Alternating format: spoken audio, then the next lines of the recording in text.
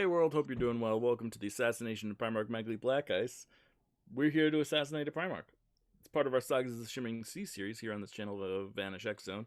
You can check out some of the other shows Thursday mornings and Sunday afternoons, as well as this time slot right here. Woot woot woot. Yeah. With me as always is my wonderful humans that I get to game with. We've got awesome people, and they're going to tell you a little bit about how their characters grew more powerful if they grew more powerful. At a bare minimum, they all gained some hit points and their proficiency bonus went up because, that's right, y'all, we just hit level 13. What? Which means we're officially out of the mid-game. I know, that sounds weird. But we are now entering into the late game. It'll be fine. It'll be fine.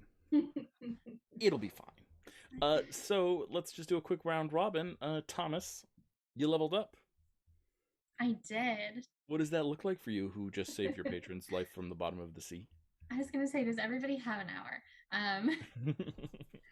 So, I'm not even sure really where I should start. I think I'm going to just... I was like, should I do mechanical like all stuff now, and then we'll do the we'll do the mechanical stuff now, and we'll do the look stuff when we have an establishing shot for you. Oh yeah, not even like... oh, you just got a lot of stuff. Oh, right, because I've you got have like so 5 much levels. stuff. That's why I said I've been waiting for this level That's for fair. 6 months. That is true. This has been. I take it back. You have been waiting 6 months. I apologize. It was when you said that, I didn't think you were thinking level up. I thought you were talking this game, and I thought no, that's I have a spreadsheet for him. I've been obsessing about this for a while now. Well, let's see how powerful this warlock has become. Tell us, what are you at now? Well, he is at level 13. He went from level 9 to level 13. He at level 10, he gained a cantrip, prestidigitation, and a patron feature, beguiling defenses, basically indicating that he can't be charmed, and if anyone tries to charm him, it can trigger a reaction of his to, if he chooses, to turn the effect back on the caster and try to charm them for 1 minute. And it's a wisdom 18 save because of other things I'm about to explain. At level 11, you get an extra spell slot, so 3 spell slots total, which is a big deal for warlocks. He learned the Dimension Door spell, and level 6, Mystic Arcanum. That is a spell that you can cast at that level, for you watching at home, once every long rest without expending a spell slot. And I chose Conjure Fae because I originally started kind of, when I started playing his character, I wanted him to do more summoning, and I kind of moved away from that, just kind of like based on what we needed from week to week. But I'm kind of trying to get back to those roots. Sounds good to me. I like summoning. Conjuring some Fae. Also very disappointed at the list of Fae in D&D Beyond. There's a lot of creatures that, in my opinion, should be Fae that are classed as like beasts or plants, and I'm like... Well, we can certainly talk about that because my lore does not agree with their lore, as has been made apparent over and over again, I think it's safe to say. Thank you. So feel free, pitch me. You want something to be Fae that's not Fae, pitch me. We can talk about it. Excellent. I also had him forget Fairy Fire because he was kind of double dipping there. That's a spell that he can cast with the Nudibranch Ring. And I had him learn Summon Fae in its place. So we've got a lot of Fae running around, potentially. On top of the 5 pseudo dragons at any given time. Who are also Fae. Yes. I am also Fae. Yes. Good job, baby. Quite literally. Okay, at level 12, Fae, I might give you control of some of the Fae, so that Fae can control the Fae, and then Fae will be Fae. Yes. Okay.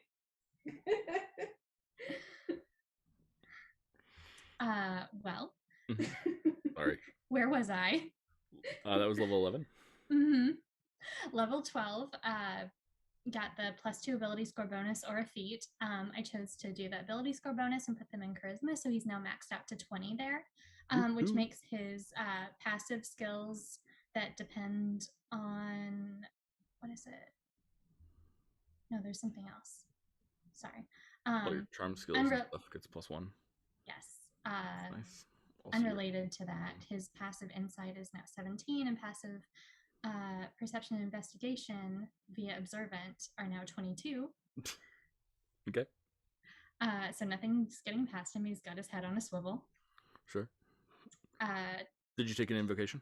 I did. I had him take Eldritch Mind because I want him to be like so legit against like having to make con checks now that potentially he could have a bunch of fey creatures running around and that's a concentration situation, manifestation. So Eldritch Mind basically gives you advantage on con saves to maintain concentration as a spell. It's like they stole a little bit from Warcaster, but I really enjoy just having that specifically. And then at level 13, he gained a +1 proficiency bonus. So now he's at +5 total. With the charisma boost from level 12, most spell saves increase to 18 and spell attacks are now +10 to hit. He learned another spell, Commune with City, because of his connection to Racy, and now I feel the extra Eldritch/Fey elements are like really like helping him to connect with everything that's going down in it and kind of like keep tabs on everything.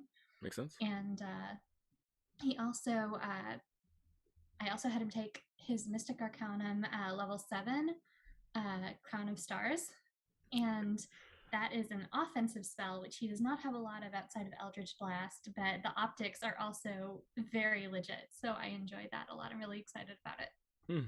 Well, let's surround your head with stars and see what happens. I like it. Explosions. It sounds cool to me. Explosions happen. Okay, good. I'm done with it. Okay, is that yeah. And all of his combined hit points jumped from 50 to 70. 70 hit points. Wow. That's almost enough to get out of one disintegration range. I know, right? Oh my god. Spellcasters. Saying these things out loud. Excellent. Well, from by far the most stuff ever that we've ever had in a level up, we're going to go, I think, if I'm not mistaken, to the least stuff ever in a level up. Faye. Hey. What did Juno get? Juno got a tail, but okay. Did she? I don't think she did actually. She has a level 7 spell slot. But she cast a level 7 spell? She doesn't have level 7 spell yet, so ooh, maybe you are a she's fox of 6 tails. Yeah. You are a fox of 6 tails. You are a powerful fox of 6 tails. You can overcharge a spell, but that is different than being a 7-tailed fox. Yes. So while she has the ability to learn a 7th level spell, I decided that we're going to focus on her learning it instead of her getting it right away, because I feel like that is true to her character. So basically she just leveled up. She got a little bit of hit points. She got her requisite 2 extra spells. Do you know what you took? Scrying and Misty Step. Cool. Those are good choices. Because she needs to run away and she needs to see people. Running away and seeing people, those are useful skill sets. So that's all I got. Gotta love it. And Jess, playing Samhain, somewhere in the middle. Hi. I got a new spell at level 7, and I've got Project Image, which allows me to make a copy of myself for up to a day, and the range on it is 500 miles, so that's fun. I'm definitely not going to be really annoyed by this at some point in a way that makes Matthew very happy, but, still, it's a thing. Just saying. It's a real thing. Samhain's hit points are now sitting at 91, which is cool, because bards are normally very squishy. And just for funsies, for people like also, at home, almost out of disintegrate range. Interesting. Sorry. Just for funsies, like, do you want to hear what his deception is, and what his performance is, and what his go for it. Let's hear it. is, and what his sleight of hand is? I'm assuming they're all the same. All of those are plus 15. So that means that when you roll a 1, you get a 16. Yes, that is correct. So you cannot roll below a 16. That is correct. So Matthew's trying statistically, to you think of could a get way a to- 35. Yeah. Interesting. Okay. How? What makes that happen? Expertise, really. Yeah. So I've been able to. I've not really put much into Sawin's other stats. So like I've got his dexterity up to 20, and I also have his charisma up to 20. So those are a +5 modifier. And I was able to do this because I also took the actor feat. Yeah, That's a really which is good one. Helpful. And then bards get expertise, which allows them to double proficiency on a couple of skills. Yes. So as a result, now that your proficiency bonuses are +5, a double proficiency bonus is +10, and that +10 plus the +5 from the stat is a +15.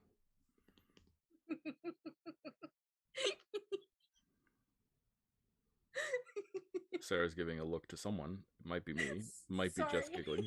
No, it's not a look. I It's promise. a little bit of a look. No, it's not. It's me having parakeet brain and just constantly checking my face in the camera because I'm really self-conscious about my appearance. Hi, everybody at home. I don't feel that at all. I didn't And mean now I'm to not make combing it my hair. look weird. No, it's fine. I thought you were.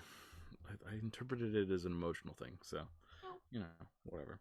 Okay, well, there's our power spike that we just got, particularly for one character who is now spiked power-wise. What about beliefs, though, guys? What are we fighting for? What do we want to accomplish?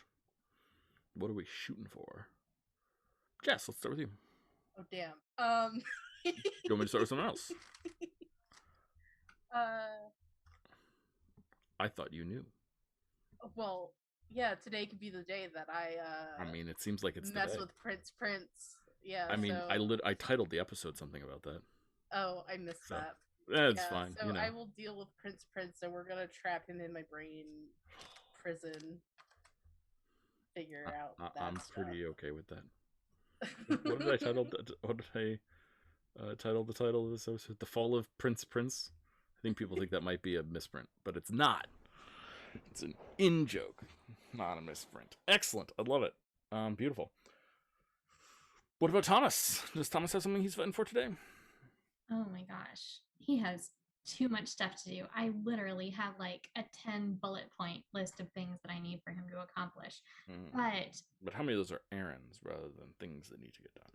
I don't know. Like a lot of them are pretty significant. Like I could believe in any one of these things. But for the immediate future, what I wrote down, it sounds really anticlimactic because I really wanted to hit the ground running now that they're back in town. But what I want to do, what I want his belief to be, is to check in with Azad and check in with the group and make sure that everybody is feeling grounded and that everybody's on the same page to make a plan moving forward.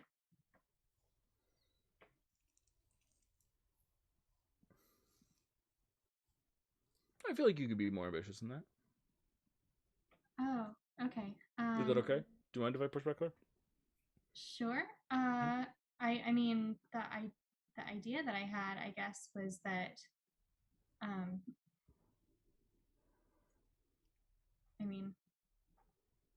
sorry. No, I think like it's hard for me. Like I'm not really seeing like there's going to be a lot of resistance there. It seems like you want to check in with people who agree with you about what they want to do. I mean, maybe they're not grounded. Okay, it's I wanted to get everybody like in a. Well, I don't know. I just feel like we're not in the same like location very often. But maybe I should. I don't know. I get the sense that ironically, after Justice Belief for Solon, everything is about to kind of ramp up, and I just wanted like the group to get together in one place because we never are. That makes a lot of sense, actually. I take it back. Yeah, that's fair. I'll take it. Yeah, sounds good to me. I approve 100%. I don't know. I mean, obviously we've all got things that we want to do that are errandy, but I thought that like. No, you're right. That is. I was looking at it from a wrong perspective. I was looking at it as if like I was looking at it from the Maybe. perspective of like everyone sort of agrees here. There's not a lot of potential tension, but the truth of the matter is that like the potential tension is not between you and the people; it's between you and the world state being chaotic. And so, finding a way to organize against the world state is, I think, being grounded, as you said, actually is, I think, really important. So I totally agree with you. Especially since there's a lot of things that he wants to do that do not involve everyone being in the same location, like checking out the body in the basement and running a shopping trip. And I don't know. Sounds good to me. I'm 100% with you, 100% down. And Juno. Hi. Hi. Well, initially, Juno was going to want to talk to Lady Iria, but because of the Samhain situation, I think I might change my belief on the fly. Okay. If that's okay.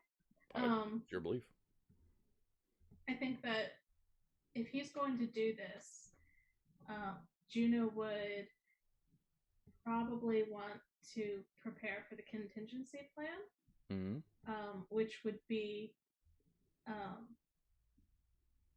if Samhain doesn't win the Battle of Wills and gets taken over, she needs to be able to trap him and potentially do the spell that Alum taught her.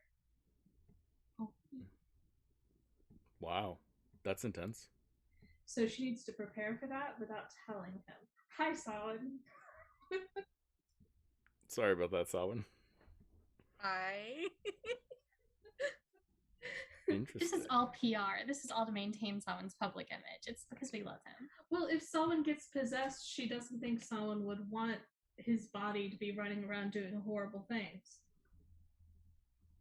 How does Samhain feel correct. about that? That's correct. Put my body in a... That is the shortest route to being on the council, though. You got in. Jesus. Yeah, no. Not wrong. We're not doing invasion of the body snatchers around here with Samhain's body. I'm totally fine with us locking him down. Yeah. If that were to actually happen. tell Samhain, because Samhain's been the person she's been like super honest with from the very beginning. So Interesting choice. Yeah. I'm down. Okay. If that were to happen, we'd have to bring in a star. She's the only one who can contain him. Cool. Well, let's get this show on the road then. Let's just start diving underway. And see what we are. So,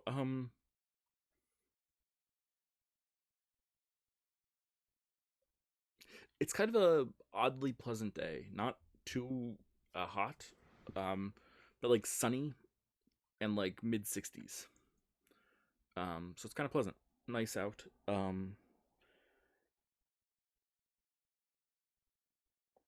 The response to that, though, is not as pleasant as it normally is. Usually 60s, nice sun out, people go to the beach, there's parties, people are hanging out, a lot of hanging out on the streets. But the news of the traitor, aka Thomas's boyfriend, defecting, and the news of the war, and sort of just this general bad response to everything is putting a damper on a lot of moods. People feel cold and isolated and alone more than they feel the unity that Magli Blackice wants them to feel in a negative way, and other people want them to feel in a positive way. They feel that sort of frigid isolation of being trapped and feeling powerless to do anything to stop anything or to change anything at all. Our camera opens on a traveler. This traveler is coming into the city and is wearing a cloak that covers their face. And the guards look at this traveler, but the traveler hands papers to the guards, and the guards look at it and just sort of smile and nod and hand the paper back. And the traveler comes into the city. They begin walking the streets, heading down streets very comfortably, very confidently, not seemingly worried about much, before they stop at a store that is a plant store. It sells herbs. It makes most of its business selling herbs and the like.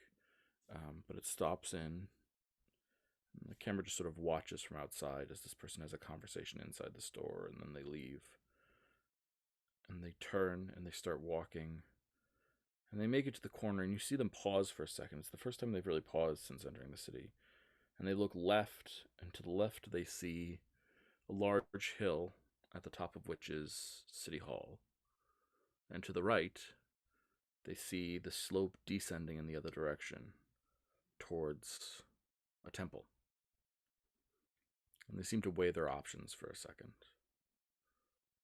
before deciding to turn right and head towards a temple that we all know and love. The unknown figure continues on their journey, and our camera turns to Juno. Juno, where do we find you? I think Juno would be in the study drafting a letter to I think, would we be starting off with what Juno wants to do? Sure. Okay. I think she would be planning a meeting with Lady Iria, though. Mm-hmm. She would. So like a formal request? Yeah, to have tea. Mm-hmm.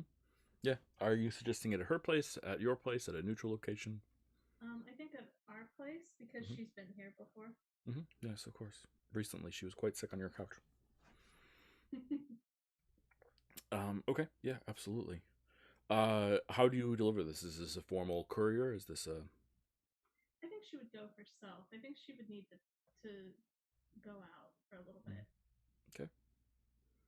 So Juno leaves her home and makes her way towards Lady Iria's place. I think we get these shots of Juno walking the city streets, and we see a stark contrast from the first time we saw Juno wandering these streets. What do you think is Juno's biggest transition? How has she changed the most? Is it physical? Is it an attitude? How has she changed from the first? Does she walk in a different way? Does she look just like she has 6 more tails or whatever? Well, she does have 6. She does have 5 more tails, but I think yes, she looks more comfortable in the city, like she belongs there, like she's not trying to hide. The affect that Juno held before when we first met her of nervousness is completely dissipated.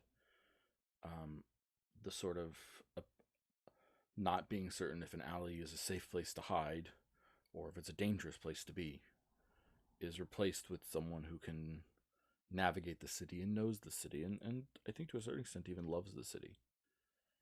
And I think that contrast is drawn for us. And you make your way to Lady Iria's place. She lives on the 2nd story. There are guards at the front door. Oh, of course. Juno would introduce herself as as Juniper, the Kaz's friend. Yeah, Kaz's friend. Yes. Yeah, of course. You've been here many times, I think. Hold on. And the guard pulls out a small ball and holds it up in front of you. And clutches the ball, and the ball just emits this very pure, radiant light. You feel a spell being cast upon you. Oh. Would you like to resist it? Can she determine what kind of spell it is? Just by roll an Arcana check. Yeah, I was gonna say.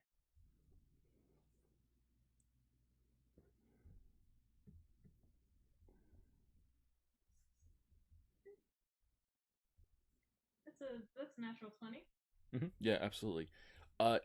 This magic is weird and unknown to you, in the sense of there's something like about the way it's enchanted that is very foreign to you, but the magic itself is really just kind of a variant of a certain of like spells that you know, and so you're able to quickly deduce that despite the weird method of casting, this is a spell that detects honesty. Oh. Oh, that's cool. Yeah, Juno's very curious about that, but she'll let it happen. Okay. The guard looks at you and says, "Do you bear any ill intent towards Lady Iria or any of the people within?" No? The ball just pulses in this warm, friendly green light. Just a warm green. And the guard looks at it and looks at his partner and his friends. She says, "You did that very well. Welcome, Lady Kaz. We're doing this for all visitors at this point." That's okay. Understandable. And you are... Yeah.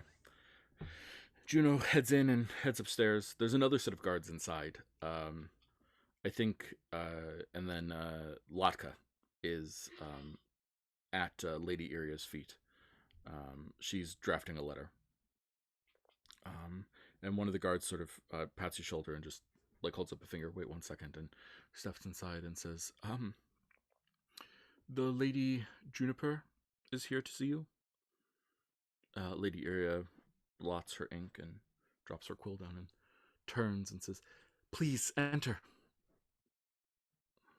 Yeah, Juno will come right on in. Mm-hmm. "Juniper, please take a seat. Would you like a biscuit?" Oh, yes, thank you very much. And she'll take it because she's like, she at this point is no longer suspicious of Lady Iria, which is also a big change. Yeah. Considering. And I think she is going to start off asking about her health. Just making sure that there are no ill effects from when you were a little under the weather earlier. "Oh, I'm perfectly fine." Oh, and no magical side effects, because you know some illnesses can affect your magic in some ways. My magic doesn't work that way. What magic I have, what little magic I have, it's not nearly as versatile or useful as yours. I don't know about that. It'd be okay if she does an insight? Yeah, of course. That's a 16. Yeah, you see that there's the same scone on her plate across from you, but it's barely nibbled at.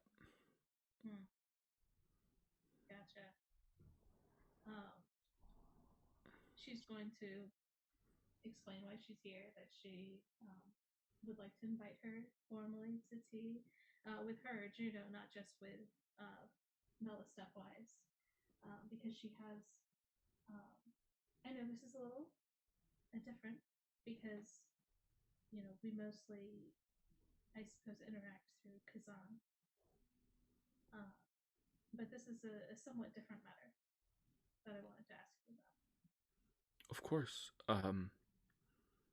I have no objection. I'm happy to talk to you now or later if you'd like. Is that a formal letter that you have there? Oh, yes, I just thought in case. Sure, can I see it? Sure. She hands it to her. Takes it and looks at it. Is it sealed? It is sealed. Mm-hmm. What's your seal? It's going to be a tiny little beanie paw print in a star. Oh, that's not the cutest thing I've ever seen. She looks at it and she sort of smiles and she grabs a letter opener and cuts off the seal without damaging it and opens the letter, reads it. "This is very well written. Of course. Tomorrow?" Certainly, and if you do have time right now. "Oh, of course." She sort of looks at the clock. "I have a lunch. meeting in an hour. But, It won't take that long. Beautiful. Hi. Well, how can I be of assistance to you, Juno? Well, I have recently come into contact. Well, not recently. Okay. I've been in contact with a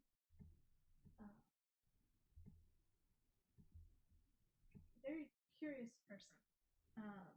Is it alright if I cast a spell real quick?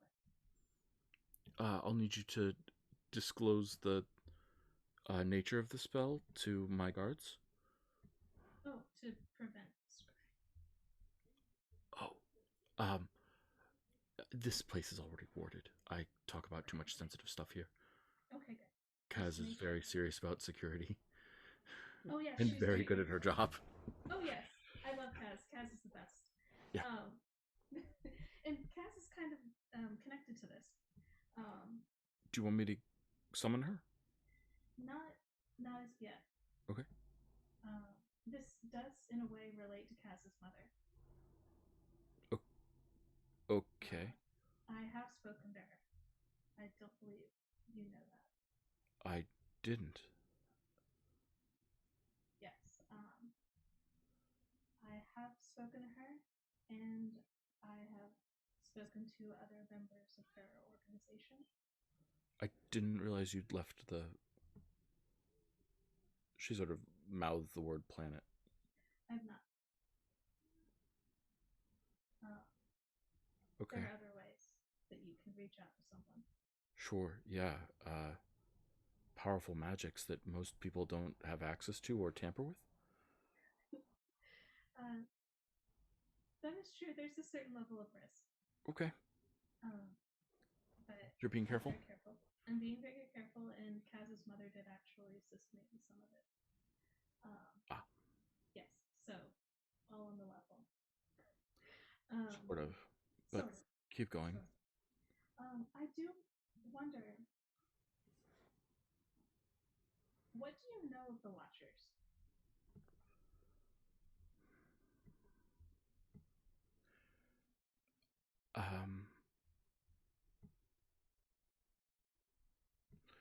Can I ask why you ask?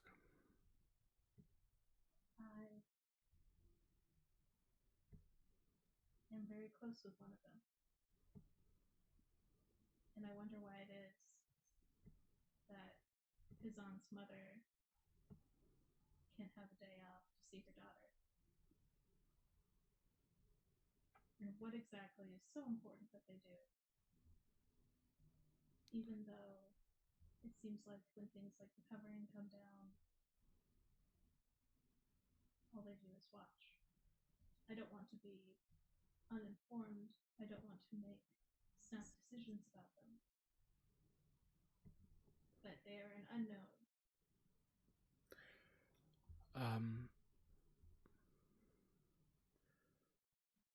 They do watch.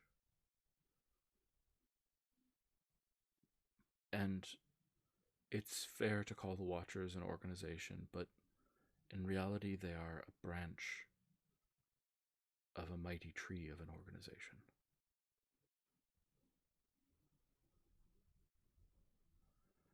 And while it's true that they only watch, they are not the only people in the organization. If you understand what I mean? I think so.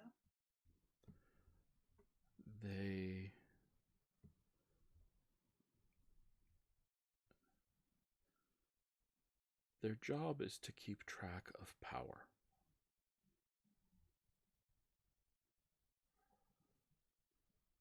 Are we talking microcosm or macrocosm here?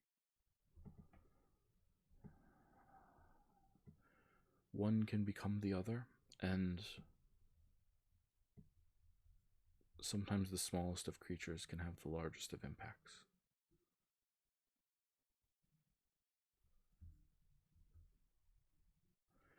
They're looking for a couple different types of beings that exist. watching for them, paying attention, figuring out what to do about them, and reporting their existence to other parts of the mighty tree that they are a part of. If something needs to be done, or can be done, or should be done. So they're watching beings like gods or beings like conduits, perhaps? Gods and conduits are beings worth watching, but they are very obvious with their power. Sometimes it's people who aren't conduits or aren't gods. Sometimes it's just in exile, far from home, or a young wizard without a family who have the largest impacts. Well, it's a good thing I'm neither of those.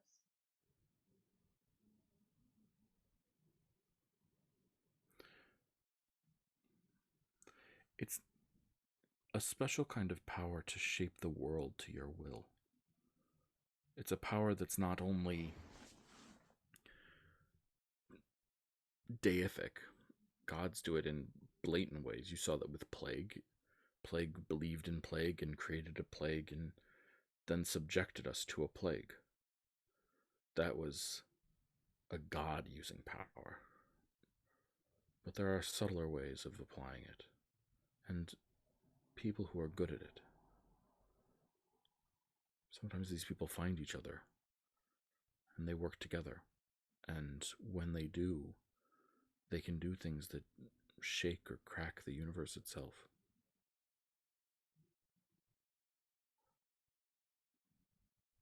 So the Watchers watch them. They watch for them.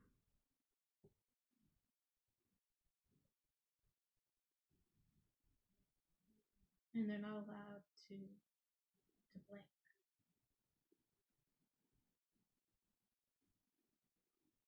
No, not when so much is at stake. Sorry about that. No, understandable. What strikes me is that they don't delegate. What do you mean?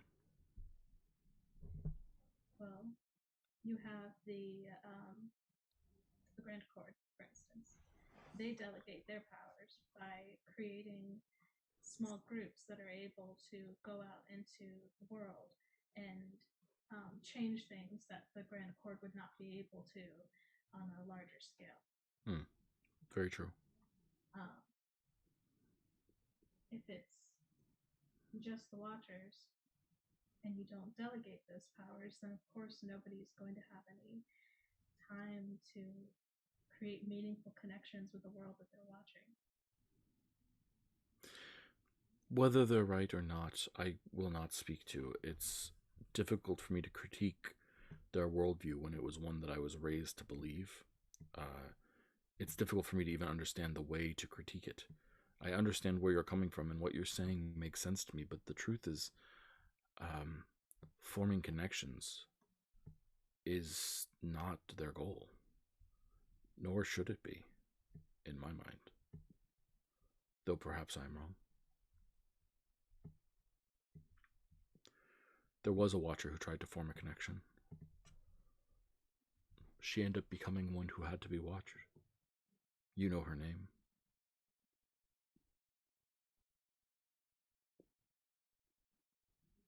Kaz's mother? Illumina Starborn. No. Yes. So, but then,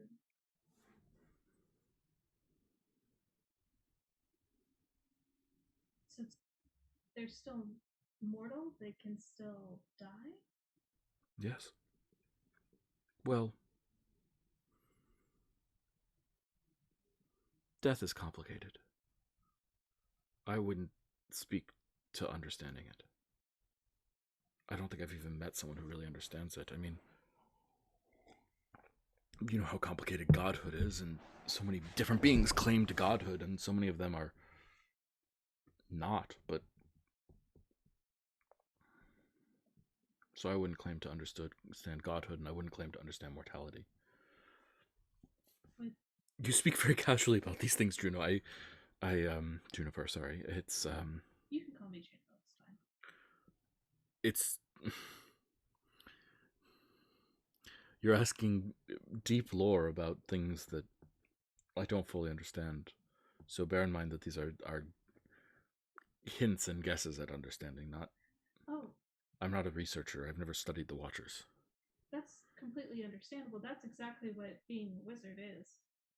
You find something that is possible, maybe, but it's an incredibly small chance of it. And then you study it and you work at it and you create hypotheses, and then you have to break that down, and eventually you find something that works. It's a lot of throwing spaghetti on the wall, which I know doesn't work for everyone. And I'm sorry if any of this makes you uncomfortable. As you can tell, I'm trying to work it's something fine. out. Yeah, I want to be as helpful as I can. So I do wonder if they would know what happened at the Grand Court if they were watching her. Some of them, certainly. And if... She caused quite the stir, as I'm sure you know. Oh, I know. I mean, I have her books. They're wonderful. I know, they're great. She was an inspirational figure. I wish to be as close to her as I can. Well, Kaz is with you. It's a step in the right direction. Yeah, I think so. Even though I know Kaz would prefer not to be in the limelight, she is just such a good person. She's a bona fide folk hero now. I don't think she has a choice anymore. I know. That's going to be so frustrating to her. Eventually, she's just going to run off into the wilderness, and we're going to have to chase her down. That sounds like her. Yeah, but we'll make sure that doesn't happen. Well, thank you for speaking with me. I know that you don't have much time. You said that you were raised with this information, so it's okay to know this. Like, sure. They're not going to get you in trouble for talking about it. Well, I'm not one of them. Okay. I assume they can't talk about what they've seen to someone outside of their group. They can speak to the other branches. Okay, this is going to be very risky, and I'm very sorry for this.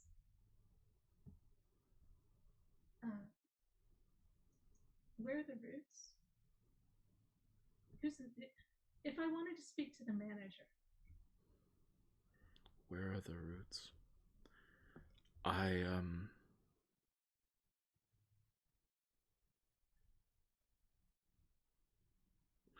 don't have the answer.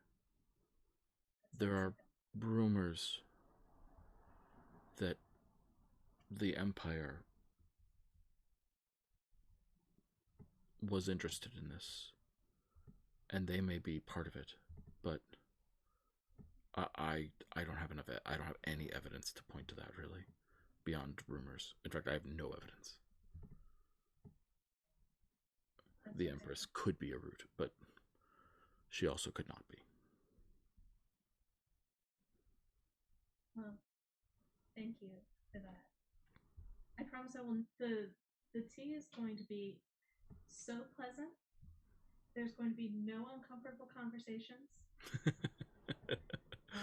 I don't mind an uncomfortable conversation every once in a while. It's a good thing to experience. Sometimes true. Discomfort is a reminder of the ways we need to yet grow. That's true. And I should note that if you were looking into anything to maybe improve the lives of people in the city, like rebuilding efforts or anything, we can discuss that. Wonderful. I'd love to have some of your thoughts. And she nods. I do have an appointment, though, and I'm going to have to make my way across town, so I will have to bid thee the fondest farewell. Of course. And she is going to say goodbye, thank her, and head on out. And head back to her house. Camera pans across the city. Thomas, we see where. What's he look like? How's he changed since the beginning of this journey? Well, he has more direction, but not in ways that he anticipated he would pursue again. He is probably just waking up from the best sleep that he's had in a really long time. So for a chronic insomniac, that in itself, he looks really rested. He's got a glow. He's, the hair is tousled, but he's making it work. And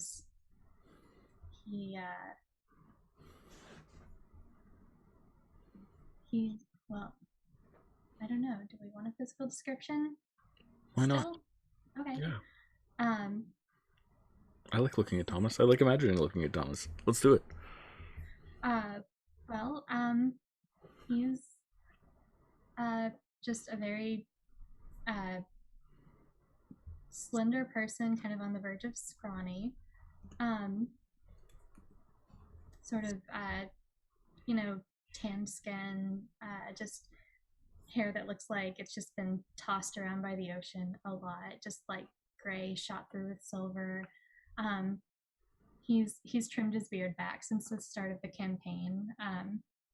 He's not using it as a statement as much anymore, partially because he has less time to maintain it, but it's just very like neat along his jawline, and it's something that he started growing after prison to kind of hide behind so he wouldn't have to look at how he'd changed, and now it's something that he is actually like a lot more comfortable with, and it's a statement for him. And of course, the most significant thing is just kind of like mostly like covered by the robes that he pulls on, but there is a significantly large tattoo of a snake winding its way down his left side.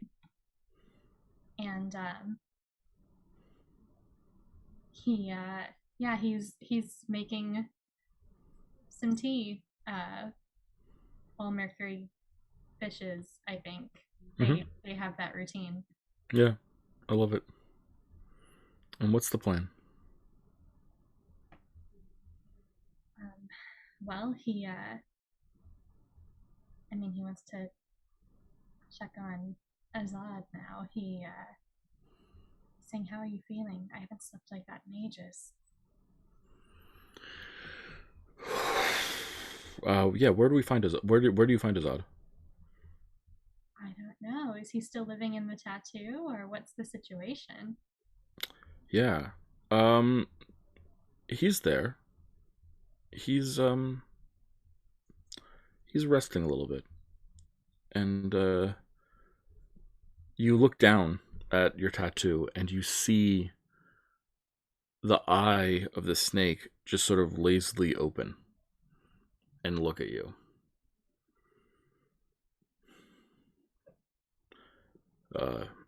It's the first time I've slept in years.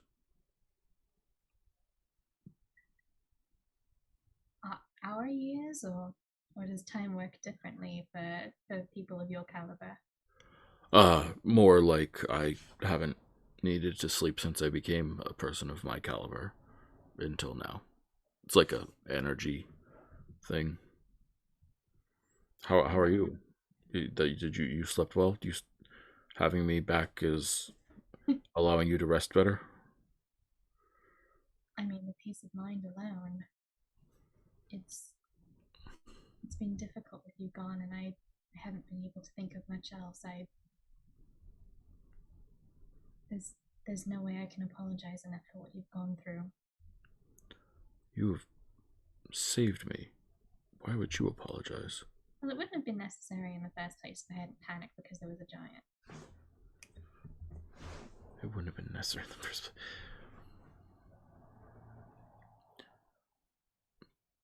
We are together going to be a shield for these people. It's our job to protect them. Not just me protecting you, but us protecting them. And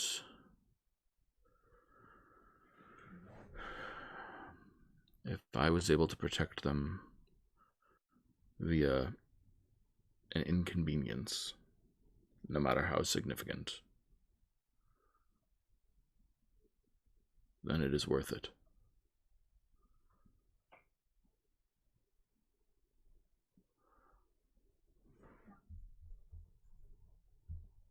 I'm glad to have you home.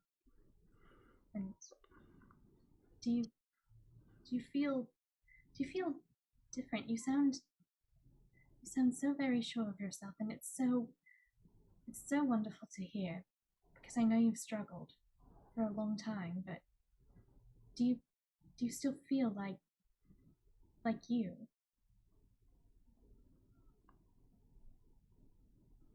Do I feel like myself? I'm just afraid that I did something that might have changed who you are somehow, and I want you to know that that's not something I ever wanted to do. Why not? Thomas, I imagine you have an impact on most people you meet. Maybe not all. Maybe not the rando you bumped into the street one day, but someone that you're close to, someone that you speak with regularly, someone who you share your inner thoughts with. You thought you wouldn't change me? Thomas, I am so glad that you have changed me.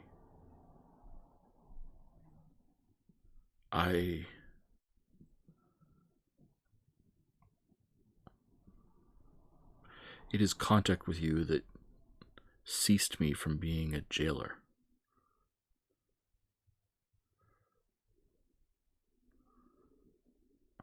I was locking things in, preventing them from growing.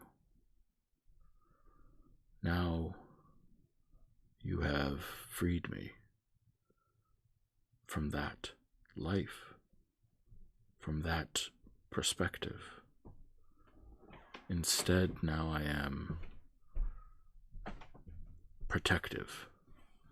I give people room to grow and change. I allow them the room to become themselves, if I can. And that is because of you and what you did for me.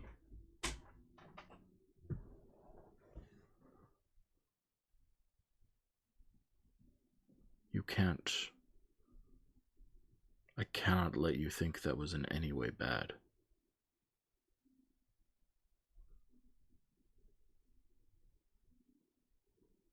Well, I just want you to know that even if it had taken longer, even if there hadn't been some sort of magical device that expedited the journey you were on, I saw the work that you were doing, and I mean, as I told Ivana recently, you can't, nobody's going to change unless they want to, and I can't tell you how much I respect you for it. I'm so glad you're home.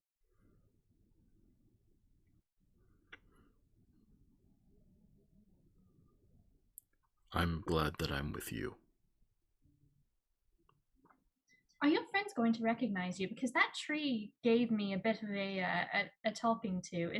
Do you need to call people? Do you need to let them know you're alright? I will do that as you sleep, and you have no need of me.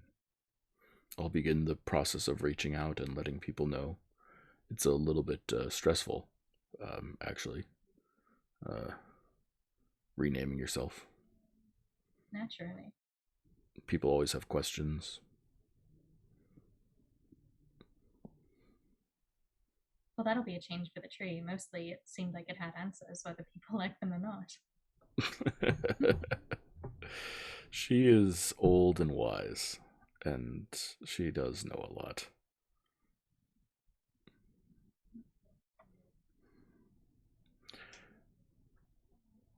I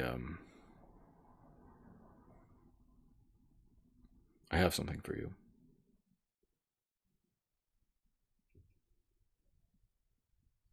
While I was away, I wasn't able to provide you with power. The power that you've been utilizing. I wasn't able to give you more. But you are stronger now. And so I can show you the Mystic Arcanum and help you learn some new magics that may help you and may come of use.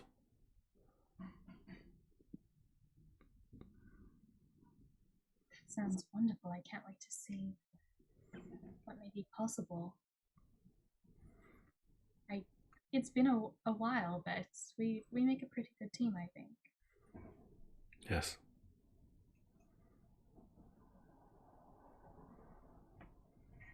Well, we're going to have to drink this tea bitter because I forgot that it was steeping. But aside from that, Mercury will be back soon. And I was thinking maybe things in the city are going to be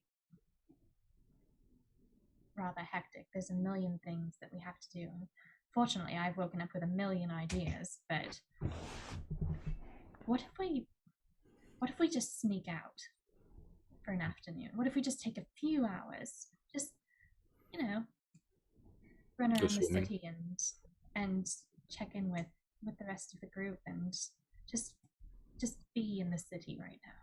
I feel like my tattoo clashes with your outfit. Do you want to do a little shopping too? Oh, darling.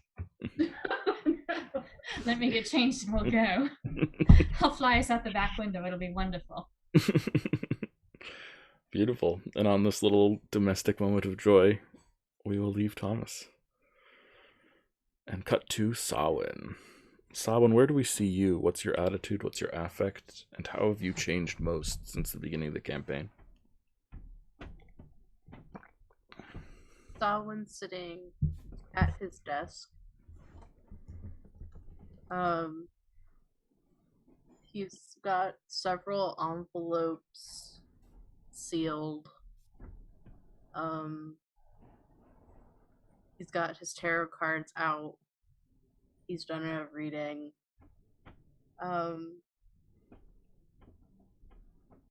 His posture is very rigid, very straight. But his eyes are really tired. It's not that he hasn't been sleeping. It's just he's seen a lot and has done a lot. And while his face doesn't look especially haggard, it's just he carries all that weight around his eyes. And he's looking at the cards that he's drawn this morning. And what cards has he drawn this morning?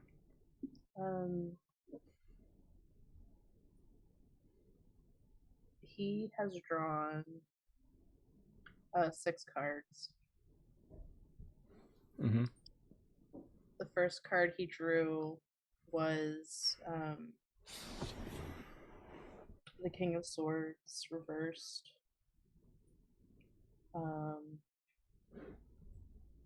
which represent manipulation, cruelty, and criticism.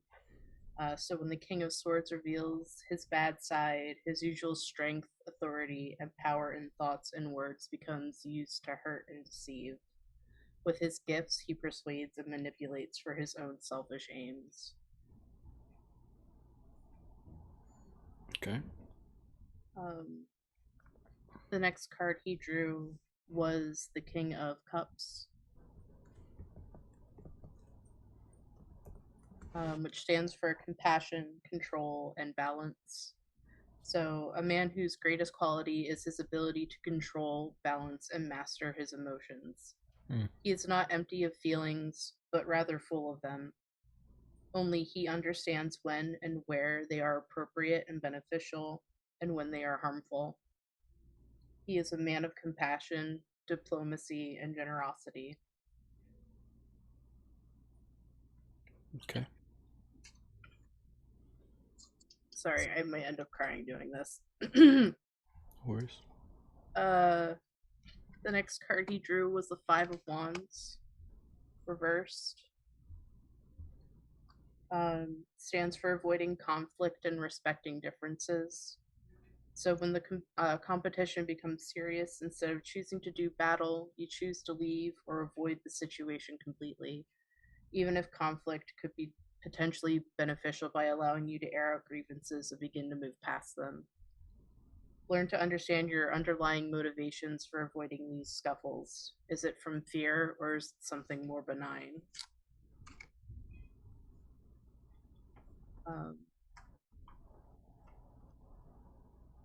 The next one he drew was the Seven of Cups. Choices, fantasy, and illusion. A range of choices present themselves to you, some which promise power, riches, victory, and love, and others that instead present you with disaster. Danger lurks within these choices, and wishful thinking and fantasy can lead one into trouble.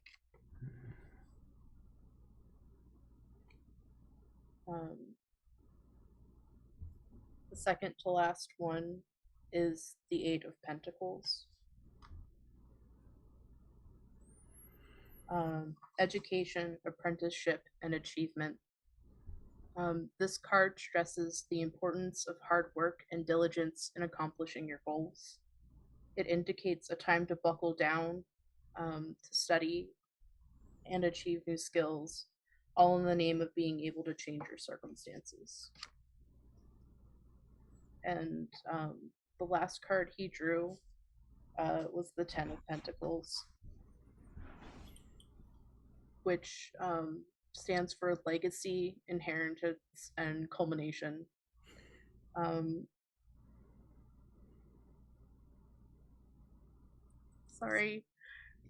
It represents the culmination of life's journeys. There's a sense of fulfillment that usually results from hard work in all of life's facets. This is the end of the path, and it's full of joy. Sorry. How does Sawin feel reading this?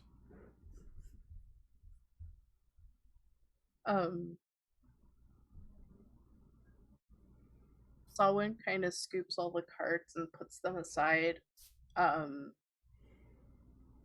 He unseals all of the letters and adds an addendum to each one. So as he's sorting through them, he's got one for Thomas, he's got one for Juno, he's got one for Kaz, he's got one for Tiss, he's got one for all of his family members, and he reaches into his drawer and he pulls out another document, and it's basically his last will and testament. As you're working on this, Lord Oceanswell comes in and places a cup of fresh coffee before you. Thank you. You seemed to be busy working. It looked like you could use a cup of coffee. I didn't realize it was morning already. You were up all night. Wow. That's Should you get some rest? No, that's okay. I napped on and off yesterday. I'm fine. Thank you for the coffee. Is there anything I can do for you?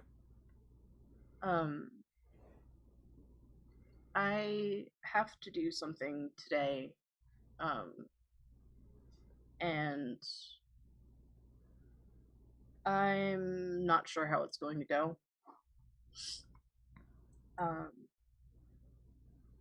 In the event I don't come back, from what I have to do, Sawin's just kind of gestures to like the letters on the desk,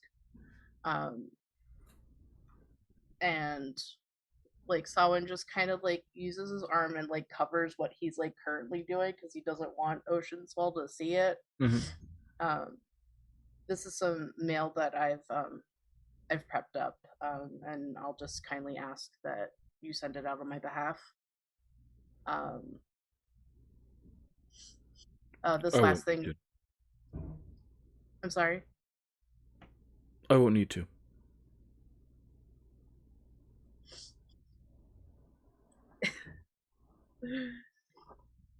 So someone's just gonna like continue and say, if I'm not back tonight,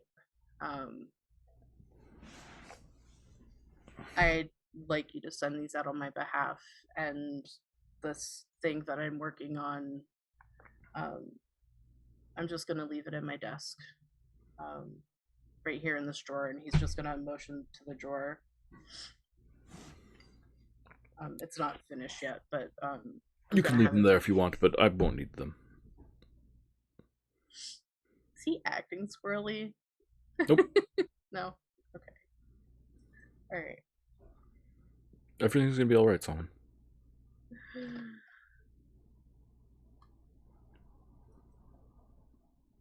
It's fine. Yeah. The chips are gonna fall where they're gonna fall, and no matter how much time I spend... You're stacking the deck in your favor, though, let's be real. What? I'm just saying that you're stacking the deck. I know better than to play cards against you.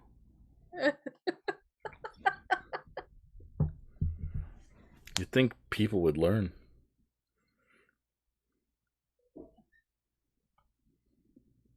Yeah, well, I'm doing what I can with what I have, and I hope it's just going to be enough.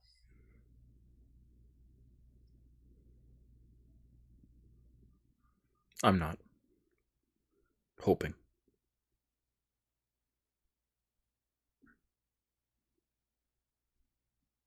Because I know.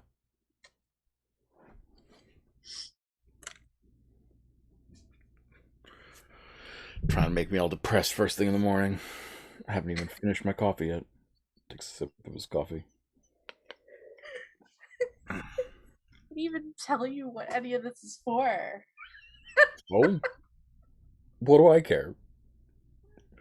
You're scamming someone, you're nervous about it? That's fine. You're welcome to be nervous about it, but you're going to win. Come on.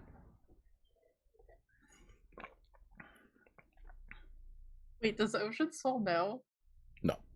Yeah. He's no clue. He has confidence in you. This is true confidence in you. You've saved his life from like crazy situations now, multiple times. Including literally gone up against like what he views as gods. You know that they're just like things trying to make pacts with him, and like some of them have varying degrees of power, but like he views you as having like literally toppled the gods to save just like him, someone not worth saving. So take that as you will. So he legit has 100% confidence in you. Yeah.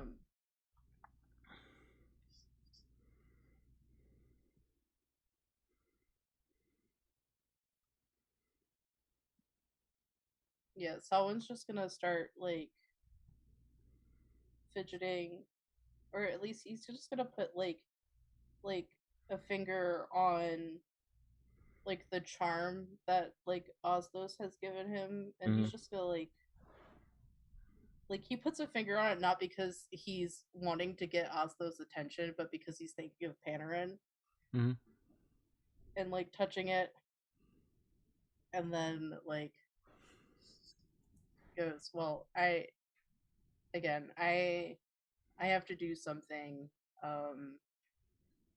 and it's by far the most terrifying thing I think I've ever done. What did you do yesterday? What did I do yesterday? Yeah. What did I do yesterday? You went to the bottom of the ocean and saved a god from another god? Oh, that was yesterday. Yeah. Oh, man.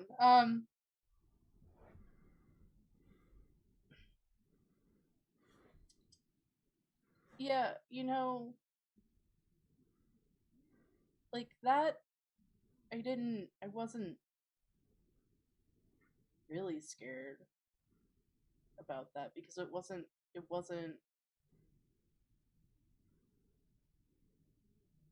like, it was for, well, It was for a friend? it was for somebody else, right? So do you think your friend was scared?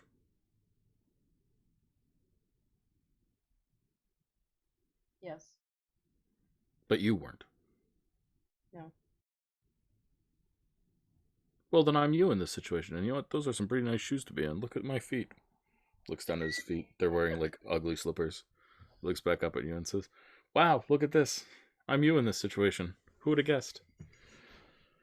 So your friend was scared, but you were not. Because it was their problem, and you had every confidence that, they were going to be able to fix it. Maybe with the help of some of their friends, correct? Yes. Well, and how the heck is this different? By the Hydra, it sounds the same to me. Are you going in alone without your friend's help? No, not exactly, but... What do you mean, not exactly? Well, they can't really... They can be with me physically, but they can't go where I'm going. But they will be with you physically. Yes. And you're telling me that they can't, like, I don't know, loan you power or something like that? I don't know how any of this stuff works.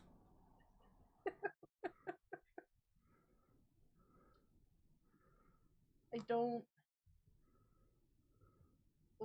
What I'm doing is... I don't know what I'm doing. Okay. Well, then I'm choosing not to worry about the fact that you don't know what you're doing. If you can't describe it to them, then how intimidating could it really be?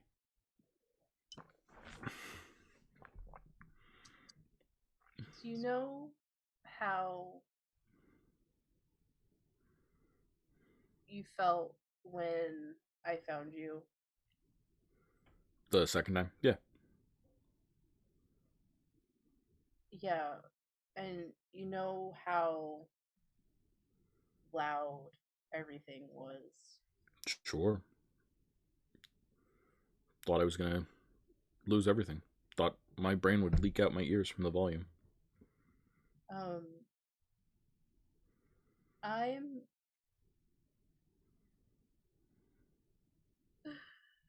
I'm doing something where I am going to have to do something like that to somebody else who I think is a threat to the way that or is rather a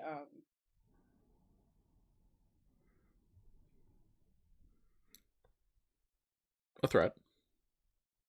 A problem. Something to be solved. Yeah. Well, as someone who has gone through having millions of voices yell at them, and almost losing my mind because of it until, I don't know, I got help from someone outside who saved me.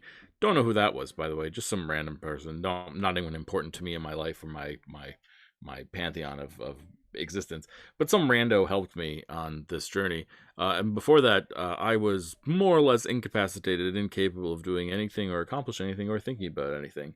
And from that perspective, I think that it's a very effective tactic that you are speaking about using here. So cheers. Well, it's more like I'm dropping them into a labyrinth and they're gonna have to find a way out. My goal is for them to not, but... How's their sense of direction? Don't know. I don't really like the person. I don't really care for them. I don't like what they stand for, so I don't really give a shit, if you'll excuse me. Lots of twists and turns. That's my suggestion for Labyrinth. Mm-hmm. Yeah, well, I've built. Ooh, maybe you could move too. No. Okay, well that's fine too. I said maybe it could move. You know, like chambers could rotate, or things could spin around, or you can make them really seasick. Yeah, I mean, I've built an entire fucking castle, so I mean. Well, that's good. I like it. It sounds like a good plan. So what's the worry if you've got this good plan?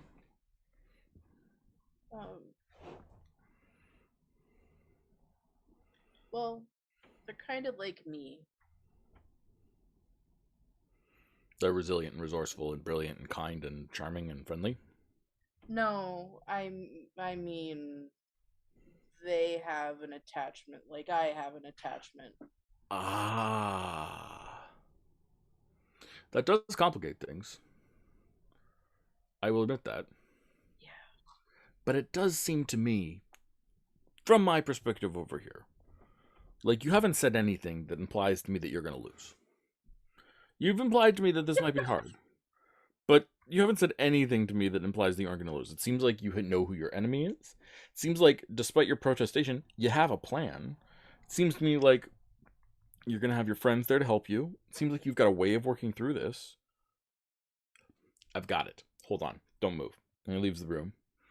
Mm-hmm. And he comes back and he lifts up a brown paper bag high above his head and says, "And now you have croissants!" And he walks towards you and hands you a croissant from a paper bag.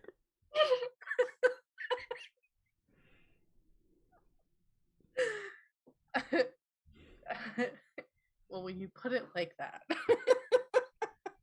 I mean, who could ask for anything more? Alright. Well, I can't really put this off any longer. It has to be done. The sooner the better.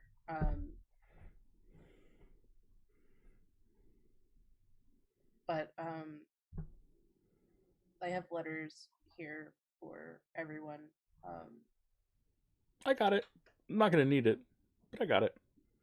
You finish writing what you need to do and head off. I was intending on taking you out on a picnic, but it sounds like you have plans today. So, and he opens the bag and like reaches in and grabs out like a paper wrapped sandwich, and so looks inside and reaches in and grabs an apple.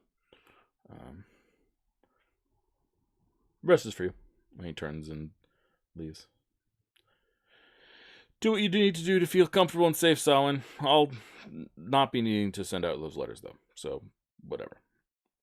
And he leaves. Rain check on the picnic when I get back, then. Sure. And then Samhain just finishes what he's doing and puts all the letters in the drawer where he told Ocean Soul they were going to be. Also, I was thinking it, but I didn't say it, but he's also got a letter for Jocelyn and God damn it, I forgot her name.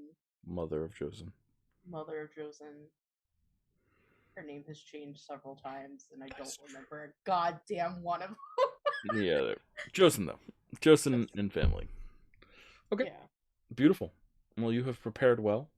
So what is the plan from here?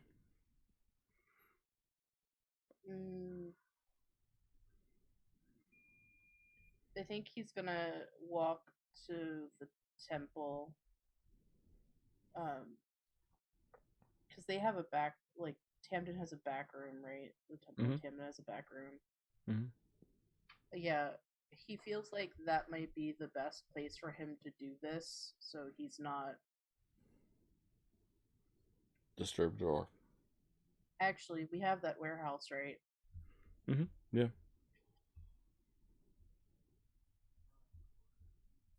Is all the like grain and stuff out of it? Yes. Oh, no, actually, sorry, it's in use right now. I apologize. Yeah, we don't really have a place for him to like do this. I just realized that like the temple might not be the best place because we're probably still doing a bunch of community stuff.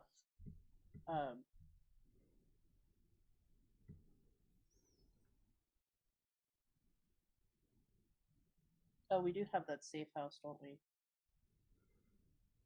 Not anymore. It's been destroyed. What? Wasn't the safe house destroyed by... Which safe house? We've had a couple. Do you mean the Soulwood Tavern? The Soulwood Tavern safe house. Not the yeah, no, not the tavern. Okay. Basically the house that's that like had all that money in it. Oh, yes, of course. Yes, absolutely. That is still available. Okay. Yes, the Grand Accord gave you a house filled with money. So yes, that is still available to you. Yeah, then I would like. I think maybe that would be better than doing this at the temple in case shit goes sideways. Absolutely. Okay. But he's gonna walk to the temple first to at least talk before he like goes and does it, so people know where he is. Okay. As you make your way to the temple, you are sort of towards the back of the temple, sort of heading around to the front to walk in, when you see the back window pop open, and Thomas starts to fly out. The priest shirking his duties? Out playing hooky? You say that out loud? Yeah. You have a 22 passive perception, you notice. Yeah. Terrible, the amount of sass, I swear. Also, Thomas is wearing like a hooded cloak, and he's like in his like 40-something like guys, because he's gonna easily be spotted otherwise, as opposed to people just thinking they've gone crazy. But yeah, he lands near someone, and he's like, I was just on my way to your house because I just remembered you have all the money. I mean, I don't have all the money. Oh, look who's back. Showing off your tattoo. Yeah. Someone like thought about being really cheeky for a moment and be like, but then he decided against it. Good call. Beautiful morning. Isn't it a beautiful morning? It just, everything seems so full of possibility right now. I'm excited. Yeah, I don't quite share your exact sentiments, but What's wrong? Who died? Oh, nobody's died yet. Should somebody have died? Were we planning on meeting somewhere? Not officially. We kind of pieced out, but that's what. Yeah, no, there was no plan to meet yet. Yeah. So. Yeah. Well, also like when in doubt, meet at Tamden. That's fair.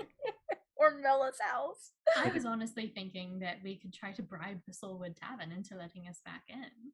Oh God, they won't. They won't. I mean, I don't know that. The city's elites need a place to stay. Everyone seems to be sort of moving, not stay, to dine and be seen dining and not be overheard too terribly.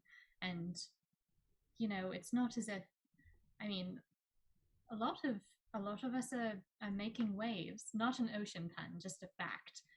In the city, it might behoove them to have people seen coming in and out of there that are public note, and also we can kick them a few bucks for some repairs that we definitely caused.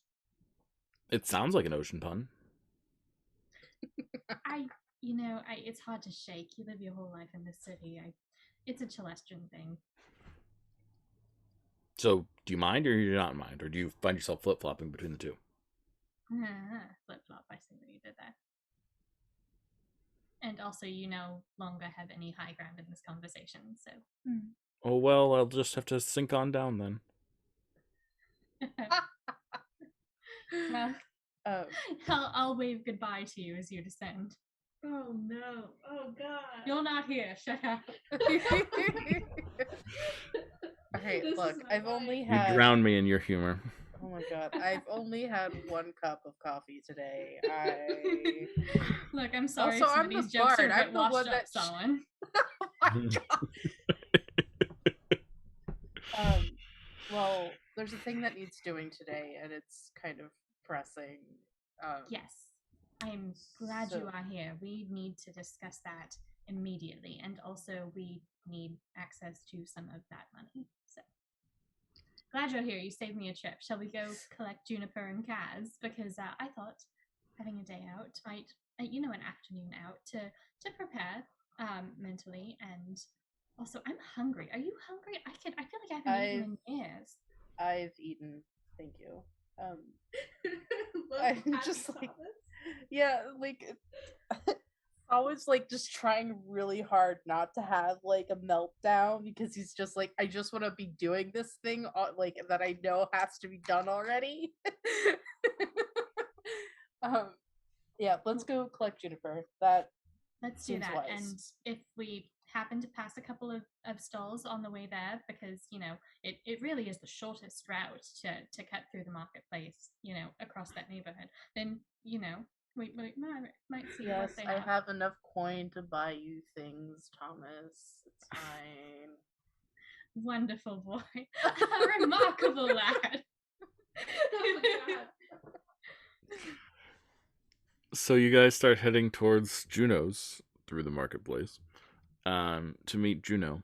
And we see you leaving, and as we see you leaving, we see the cloaked figure that we saw entering the city at the beginning. Oh shit, wait. Hmm? Someone shouldn't be chummy with Thomas. Well, no, Thomas is in fuck. disguise. He looks like Thomas is in Thomas's disguise. hot younger cousin. Oh, okay. All right, then it's fine. Yeah. Fine. I forgot that you were in your younger sister. Yeah, Yeah. Thomas knows he can't just go running around the city. He's fucking off for a few hours, but he can't be seen doing that. He has to, maintain the illusion of being constantly at his desk. Got it. That's fine. Mhm. Then like when we get closer to Mella's Lake, Sawin's just gonna make it a point to just like linger elsewhere and not be seen going near her house. I'm going to stop taking this personally. So as you guys head that way, again in disguise through the marketplace, we see the figure who entered the city at the beginning of the session walk up and ask questions quietly of some of the attendants inside the Temple of Tamden.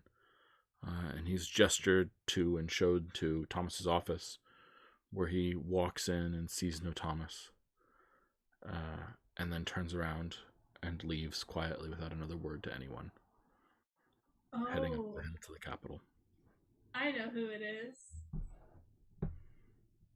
Never mind. Okay, it's cool. Interesting. I have suspicions.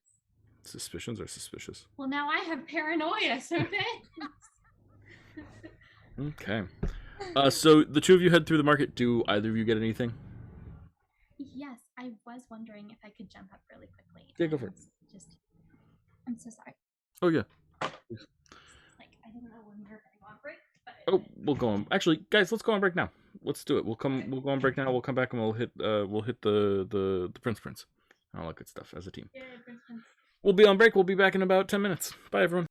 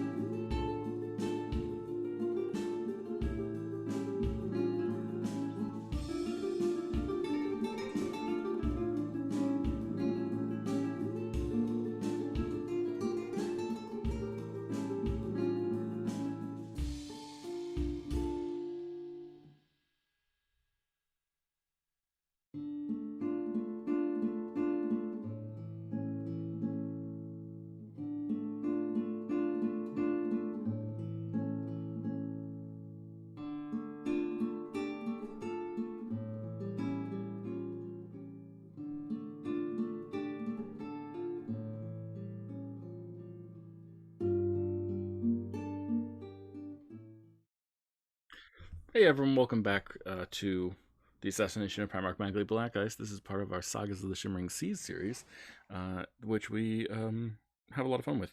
As always, I like to take a moment, though, at the top of the second half of the show to encourage you, yes you, to look at your life and think about how you can help others. I think that's a really powerful and meaningful thing to do. I talk a lot about helping disadvantaged people, but right now I'm going to talk about helping just cool and interesting people. Artists, game designers, creators work really hard on making cool and interesting products for you to enjoy. If you can, take $5, go buy a product off itch.io or the DM's Guild, or really wherever you want to buy it, whatever you think will be useful or helpful to you.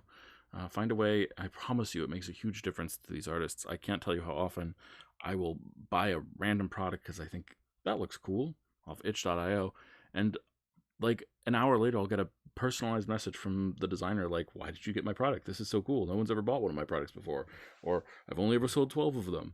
And like, it's makes their life better, measurably better, not just financially, but also just like interpersonally. So if you can find a way to reach out and help an artist today, I highly recommend it. Also, if you are enjoying our show, please check out some of our other content. We've got 3 shows on this channel. We've got this show that you're on right now, the Assassination of Primarch Magli Blackice. We also have a show on Sundays called The Chosen Few. They're in the border between Celestra and Prion right now, and they're dealing with a color that cannot be named in Messunic Core. And then our third game is Thursday mornings. They're a lot of fun. We're doing a classic old school dungeon crawl, and they just found the lair of some sort of powerful undead creature that seems to be using live people for something or other, and they know it has their friend, but they barely escaped with their lives. Will they turn around and go back and try and save their friend? Who knows? Find out next week. Okay, excellent. And with that, let's dive back into it. Okay. So, Thomas and Sawan, you guys make your way through the market in disguise, non-detected, all the usual goody stuff. Thomas purchases some things as we make our way through the market, and Sawan falls back and away from Thomas as you guys approach Masha's, because Sawan is paranoid that someone might be watching him. Bella, but yeah. Mela, sorry. We're going to Mela stepwise. Sorry. Not Masha sees from Mela stepwise. Why did I name, like, I mean, I guess I didn't know, to be fair, that they were going to become, like, 2 of the most important NPCs in the story. But, like, why did I name them both MS? I don't know. Whatever. Oh my gosh, I didn't think about the last name. Oh my god. That's great. I love This it. is why they beef. Yeah, this is why they beef. They share initials. That's why they're beefing. Like Josh fight. Yeah. Oh my god! Oh my god! Yes! We need an MS fight in game. They can Please go down to no. the beach. We will give them pool floaties. It will be great. No spells. Only inflatables. I feel like Mela stepwise would win long term, but there's no way that Masha Seasworn wouldn't permanently curse her on the way down. Yeah. And cause like a slow No decaying death. retribution. Waivers have to be signed. And also, I think that Masha shouldn't undersell herself because I feel like she's a scratcher. So She's definitely a she stands scratcher. pretty good chance. But also, Masha definitely has death curses. Just putting that out there. There's no way Masha spells, does that. only inflatables. Only inflatables. Good luck with that. You think Masha wouldn't cheat? I think Masha would cheat. I think Masha would. And I think Mela would respond in kind. Yeah, it would get dirty very fast. Mm-hmm. That being said, let's do this thing. So Thomas, you make your way to the rest of the way to Mela Stepwise's, and there is no Mela there, but Juniper is there. Good, because the short way quickly became the long way. It became every other stall. It was like, oh, what's that? Oh, here, darling. Someone, you have the coin purse. Here, spend this on yourself. Give him a couple silver. Like, just he's really enjoying being able to do things for people who need it in the retail environment.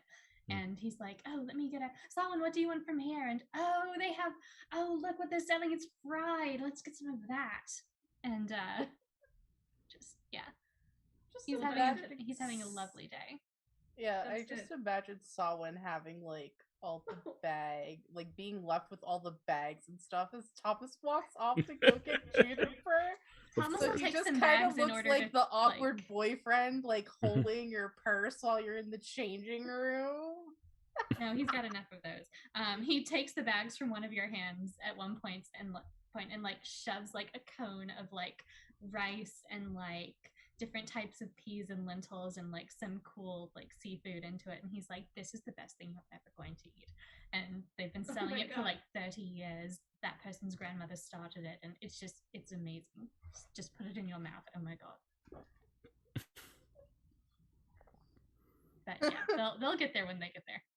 But good to know. Yeah, when they do, Juno's gonna turn Thomas aside, and be like, "I'm sorry, I don't have an invitation for you because you do look different." She knows who you are. And just you'll have to come back at another time with a proper appointment. You can always plan that ahead. Oh, you're but so we are funny. too busy. And then she's going to close the door in his face. And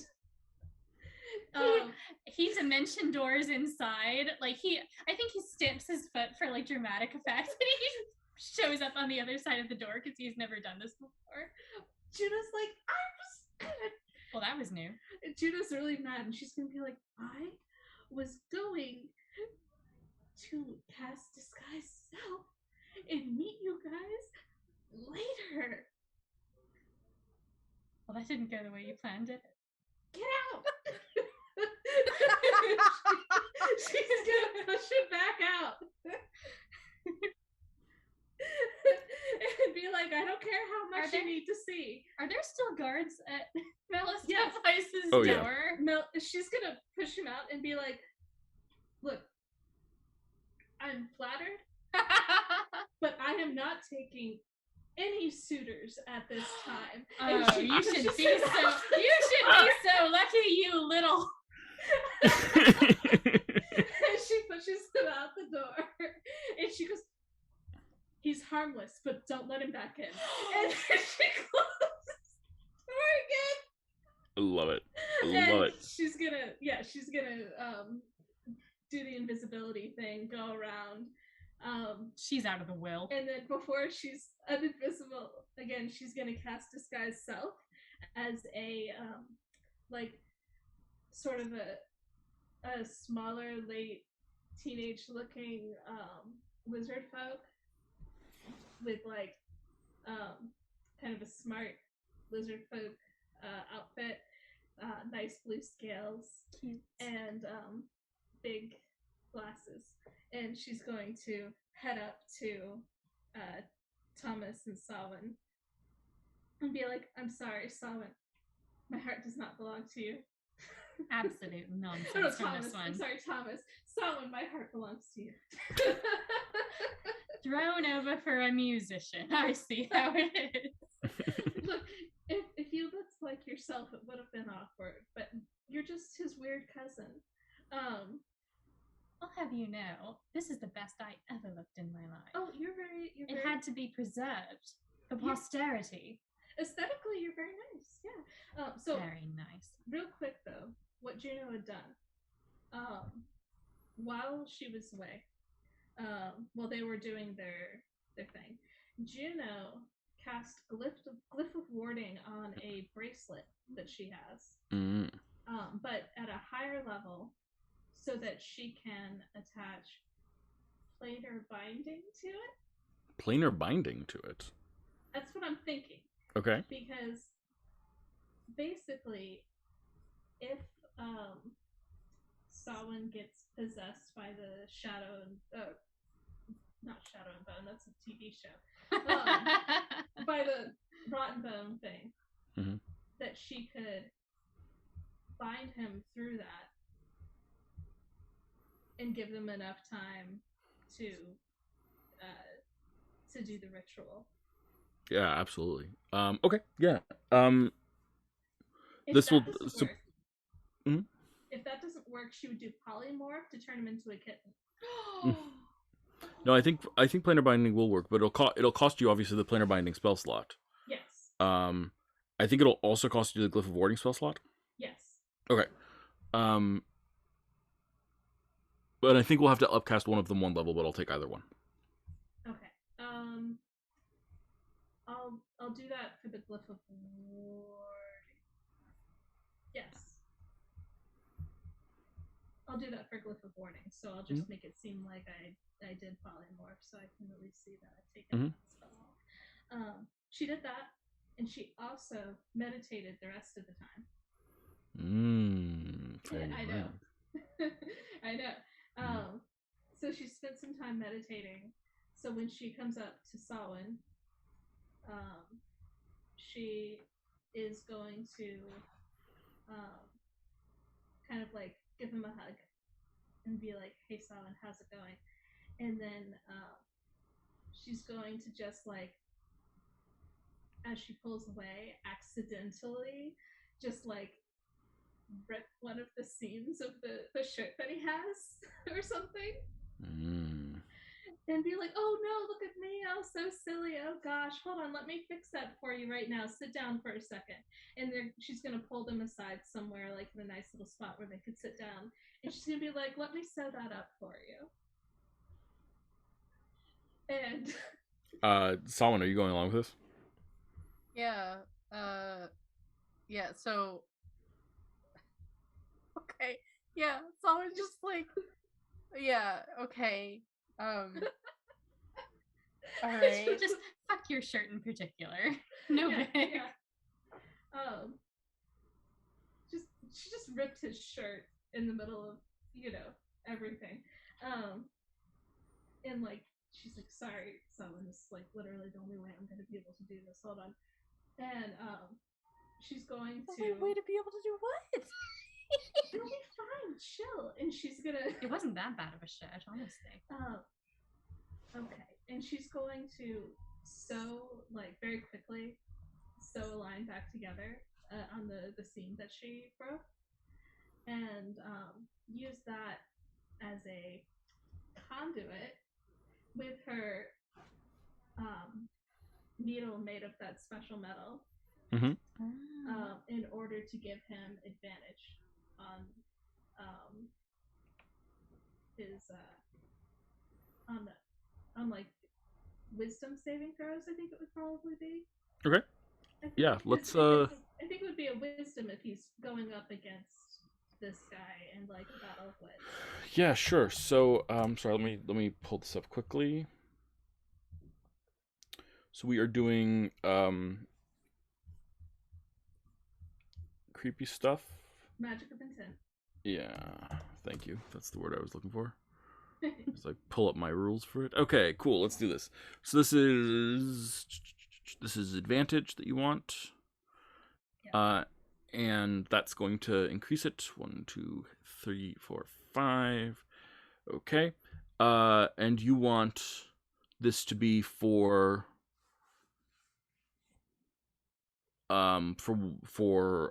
wisdom saves specifically? For like, I want it to be like for saves of the mind. For like if he like an intellect fortress thing, basically. Yeah, like for intellect fortress, but basically, for his fight against. But something that can't be broken by a dispel magic or anything like that. Yeah, exactly. Cool. And you want this to target Samhain for he is one person for all mental abilities, yeah? Yeah. Okay. Cool. Let's roll it. Okay. How many do I roll for this one? 18? No. Your intelligence stat. And anything extra because I meditated? Yes. We give you 2 extra for the meditation, and the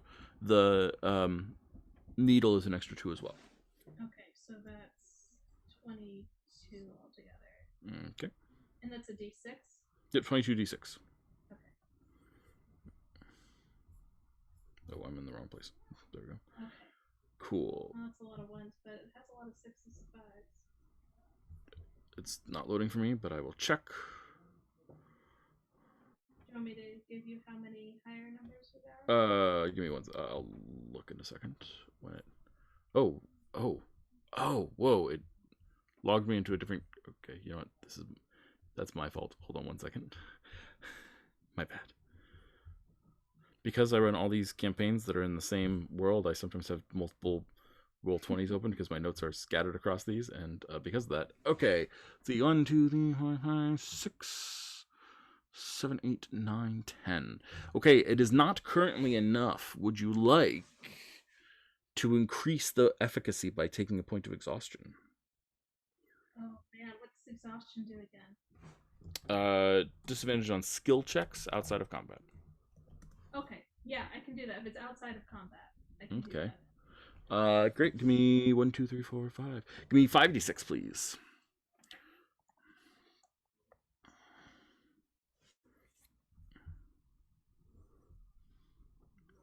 That is only 2 more.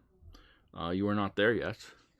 Will you accept a darker fate in exchange for more advantage, more chances of being successful? Oh man, what happens if I don't?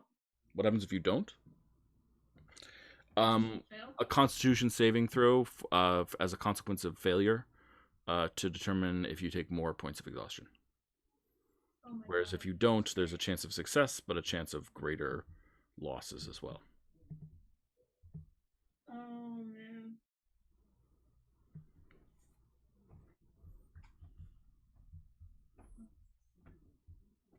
She's gonna look at Sawin and be like, okay, is this worth it?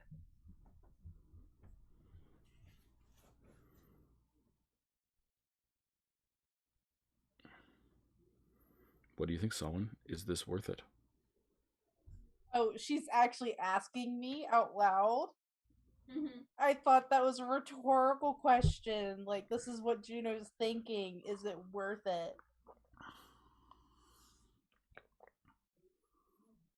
Sawin would not want Juno to put herself in danger on his behalf.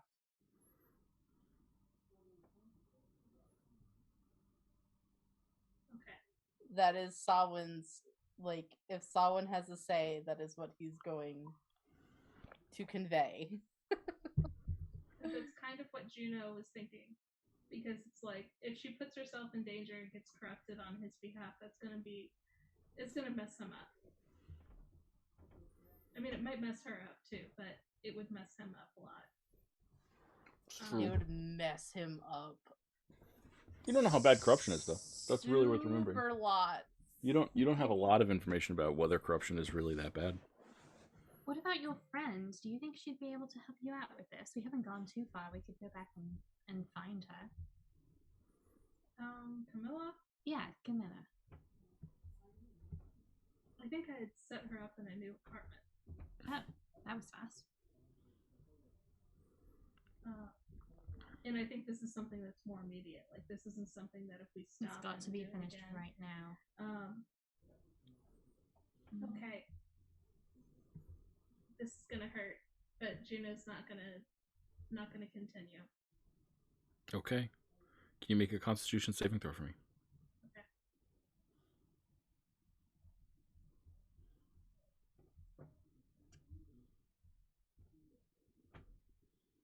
It's 15.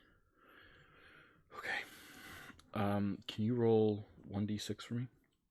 Okay. I did all the good rolls last time. Mm-hmm. Yeah, absolutely. So Juno is attempting to fake this, sew up your shirt, has a conversation with you, trying to cast this spell to protect you, and you see the magical energy just drain. And Juno collapses. No! Next to you. Exhausted, breathing heavily. Oh, what are we closest to? Hopefully the safe house. Are we close to there? Mm-hmm. Yeah. Let's take her there. Let's get her up. It's gonna be hard carrying her without. Oh, does the illusion drop if you're unconscious? She's not unconscious. Oh, okay. She's exhausted. Yeah. I'm all the way up to 5, I think. Oh, I'm so sorry. No, it was my decision to do it. Up to 5.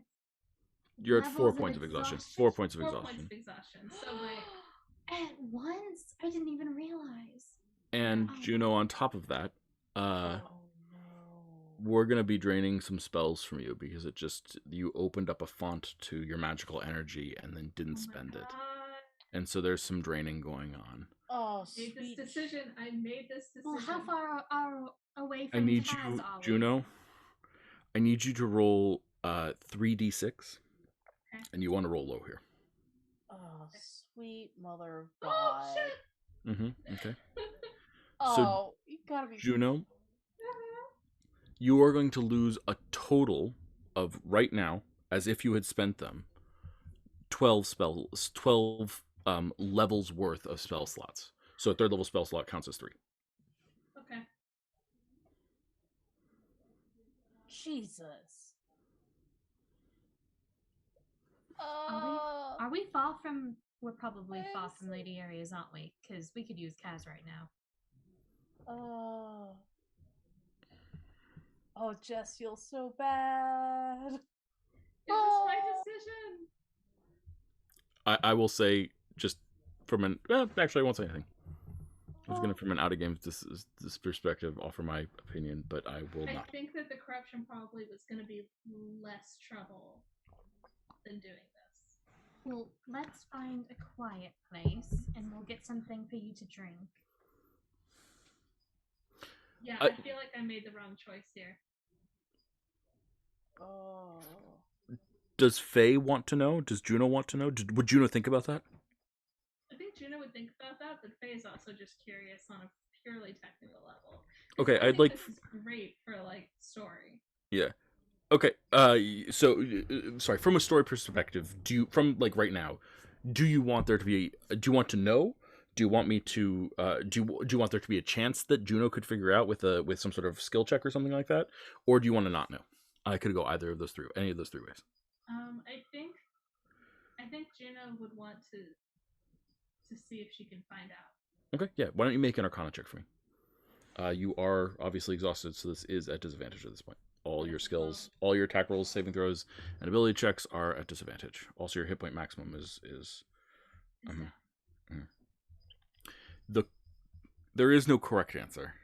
Corruption is much less painful in the short term, but escalates to much worse longer. Yeah. Does that answer your question? Yeah. So, what Juno might do is Juno is going to give her bracelet to Thomas. And because planar binding is in there. Mm-hmm. And she's going to kind of like whisper at him so that Salwyn doesn't hear, because she thinks maybe if Salwyn knows, then the other guy might know in his head what he knows. And be like, don't let him touch this unless he has been taken over. And then you can bind him. And I do that by making him touch the bracelet. Yeah, just hit him with the bracelet. And so strange. Wizards are so strange. You can make him stand still in one place, or yes, I have come back somewhere in one place for 24 hours without causing any trouble. You just have to be very, very specific about what you say to him. Oh, good. I'm good at being very specific about what I say. Okay, exactly. And in that way, I can sleep and help you. Well, that seems very important right now. So, what part of town is the safe house in? It's in the nice part of town, actually. It's not far from Mella's. Okay.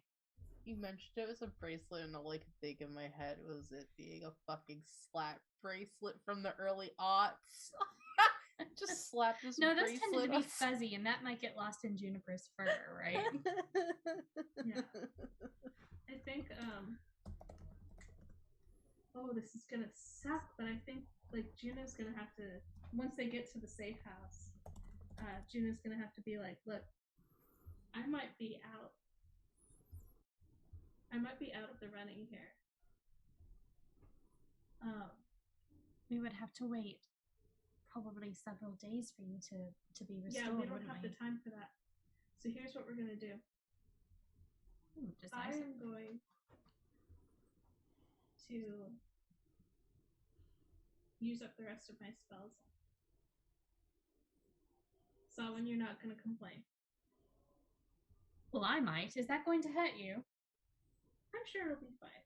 Juniper. It'll be fine. what if we go and see Mela and ask if she can help Solon? You can, but I also want to help.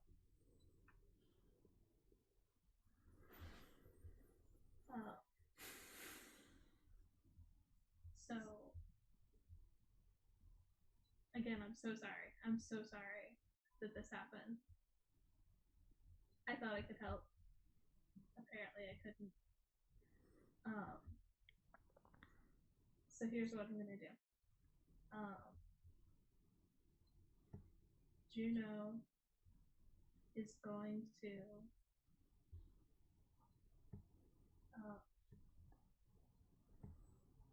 Sorry, I'm just making sure I've got this all set. Hi, Nico. He's crying at the door.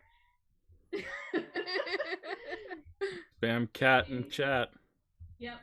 Some light despair. I know. So she's going to cast a few spells on Solon. She can cast non-combat spells on him, yeah? Yeah, sure. Okay. So she's going to cast Intellect Fortress, which gives a willing creature resistance to psychic damage, as well as advantage on intelligence, wisdom, and charisma saving throws. Mm-hmm. She's going to cast. She can't do that. She's going to cast True Sight on him. True Seeing. Okay. Because she feels like Thomas already has a bunch of that. Yeah. So she's gonna cast True Seeing on Solon, so okay. that he can see through any illusions. Mm-hmm.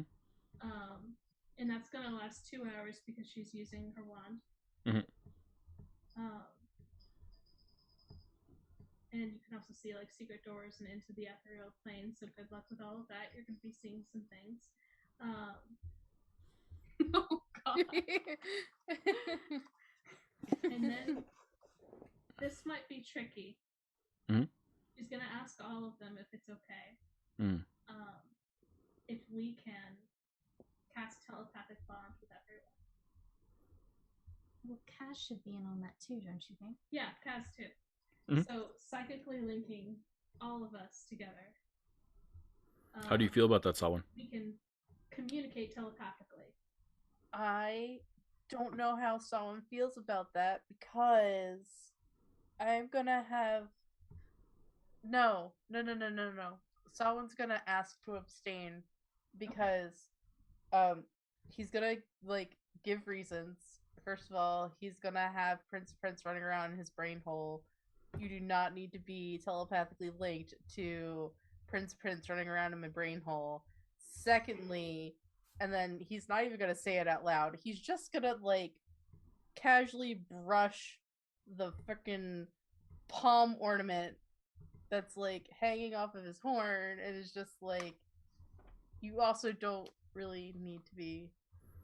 You know, when you say secondly and then don't say my name, it really kind of draws attention to the fact that you're talking about me when you brush this ornament. I can hear everything you're saying. Is this something you do often? Is this like a thing that you do when you, like, do you like have a code of like just brushing this when you don't want people to be thinking about me? Should I be paying attention to this horn? No. I thought there was a bug. Roll deception at disadvantage.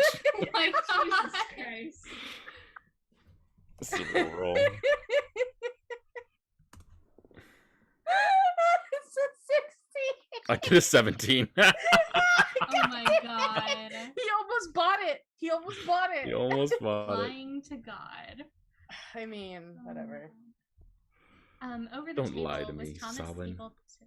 I am literally a god of tricksters, and I appreciate a good prank, and you're welcome to try and pull one on me as often as you like, but we made a deal. Yes? Yes, we made a deal. And we are going to adhere to the bargains that we hold to? Yes.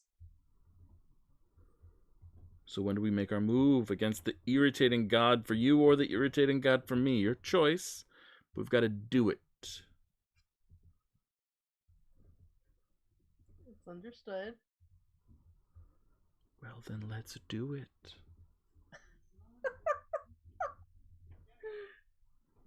Over the table, was Thomas able to get the spies murmurs that he was looking for? It might have meant running into a shop instead of like a marketplace stall, but Yeah, certainly. okay. Well, I think we might be able to bypass that sort of telepathic link situation, because this is something that you can take on and off. Now, everybody's going to need some time, the person said, to wear it and to get tuned into it. But these, you can put it on your ear. It sort of wraps around. It's like a little dark metal coil, apparently, that hooks over your ear. Juniper, yours is, he bent it. I'm hoping it stays on your head. But you can take these on or off, and as long as we're within a mile of each other, we should be able to speak. So, someone, if you feel it's dangerous to be wearing it, you could just take it off. Yeah, that's fair. But we all have these now, and soon Kazan will as well. And also here is a fifth one, and that is for anyone who might need it, who, might need to communicate with us. Okay. All right, cool. Then that way, while I may not be physically with you, I can be mentally with you. Me and this kitten that are with me can be mentally. You haven't turned him into a kitten yet. Again, I'm sorry, but I think this is going to be all that I can do, and I will have to coach you from a distance. Well, now you can. Yeah. So that's all Juno can do. And she's gonna stay, if everyone's okay with it, she's gonna stay in the safe house. And you all are going to come back, and you'll be fine, and we'll have we'll sleep for days. This is some nice real estate. I mean, one of the things that I look for in a home when I'm looking is a room full of treasure. That's a wonderful feature that I think every home should come equipped with. But this is a fascinating little safe house. I wonder. Obviously, it's not made of soulwood, but I wonder if with a few little tweaks here or there, or maybe just a bit of caution on our part, this might not make an okay place to congregate.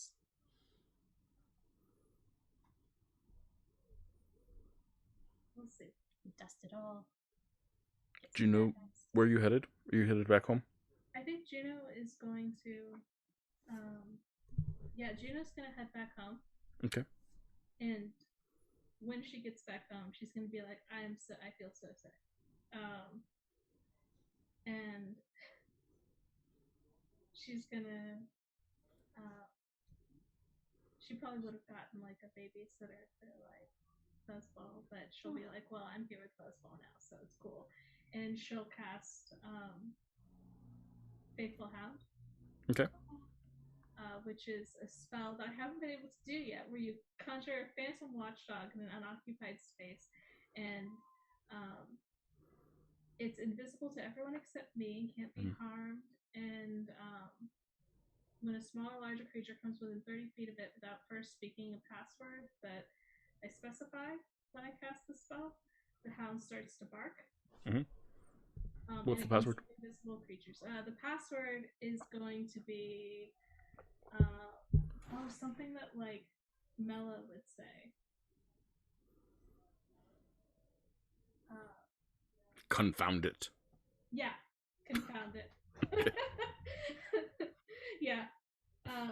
So Juno's gonna hang with Fuzzball and maybe try to do some casual studying, listening in on everyone. And the hound looks exactly like the whole fox and the hound situation. Yeah, it's definitely a hound. Of course. I love it. So yeah, that's Juno. Holy shit. Back to the safe house. Someone, do you have any idea of when you're going to want to do this? Because we need to make sure Kaz is in, and I think you hear a knock on the door. It's Kaz. I'm here. Oh, wonderful. Put this in your head. She takes it. What is it? You're going to need to wear it for like an hour or so first. And then we should be able to communicate if we're within a mile of each other. Useful. Yeah. Where's your no? Earn fewer spells that way. She hurt herself with magic, mostly emotionally, not physically. Although she looked pretty tired, so she went home. Okay. We're doing this? Yeah, we're doing this.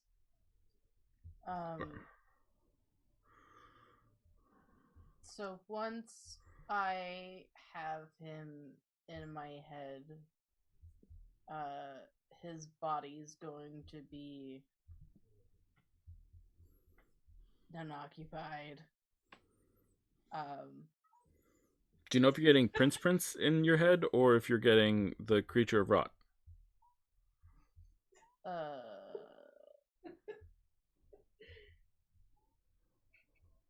It should be Prince in my head. Got it. Wait, okay, to make sure I understand, so the because I have the because I want to make sure Jess understands. Yeah, of course. So I have the force cage, and that's for the creature of rotten bone. Yes. And that needs to be used in a physical space. Yes. Okay, so this requires me being physically in person. Yes. With a lepum. Yes. And not in my head. Yes. Okay. All right. So Kaz reaches out. Is there any type of magic that you think he might favor? Like damage types or something? Well, radiant would be helpful if I could do radiant damage. Oh, like I don't mean I will do the radiant damage. I've got radiant damage for days. But I meant for like protecting you. Like, does he favor types of damage?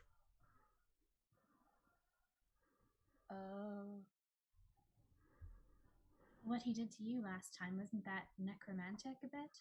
Yeah, it was necrotic. Do you think that's what he's probably specializes in? Yeah, I mean, he's with the creature of rotten bone, so that's probably... Rotten bone. I like it. Yeah. Kaz touches you. Sorry, I'm so bad. I'm not even trying Kaz, honestly, at this point. But Kaz touches you and casts protection from energy necrotic. Okay. So you get resistance on necrotic. Oh, hang on, I'm writing this down.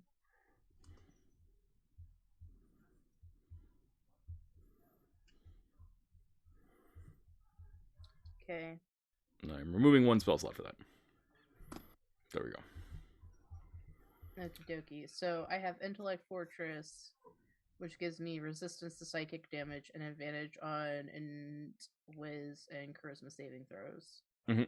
And then resistance to necrotic. And then I have True Seeing, which is going to allow me to see through all sorts of bullshit for 2 hours. Yep, I think with True Seeing on, actually, you see that Thomas has like an illusion or an illusory like shield floating around the back of his head. That's odd. What shield? Okay. Do I see anything when I look at Kaz? Ooh, yes, actually you do. You see a small oh man. Hold on. Oh god.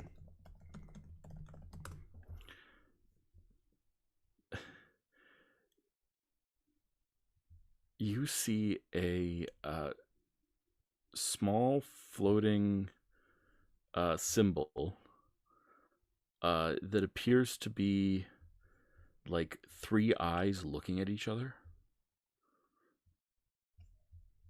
Okay. Are they doing anything? Or is it like actual eyes, or is it just like an illustration of eyes? It's an illustration of eyes. They're not real. The shield looks more real than the eyes. Okay. Can I touch the shield? You reach out to touch the shield. Your hand goes right through it. What are you doing? Okay. The magic that Juniper put on me, I can see stuff. There's a shield, something. Oh, Thomas, that if you makes could sense. just tell her that's me. Tell him that's me. Oh no, it's Azog actually, which Okay. makes sense. All right, then, and then like I go to like touch the symbol of the eyes. Mm.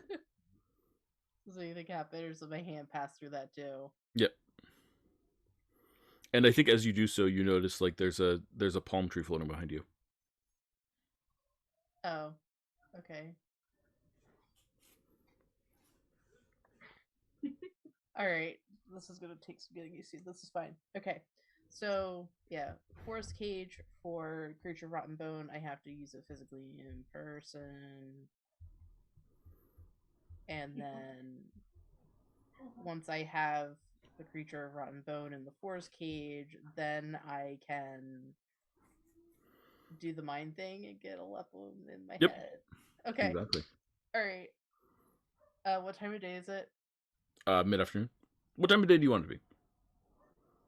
Mid-afternoon is fine. Cool. Mid-afternoon. So yeah, I guess the plan is to go through just like break into his house. Wonderful, I love it.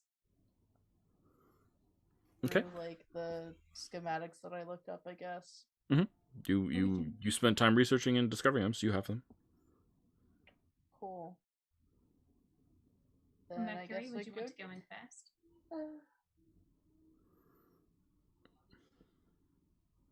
Yeah. Okay, so you make it over to the nice part of town, which is actually sort of where you are, but it's a slightly different part of the nice part of town.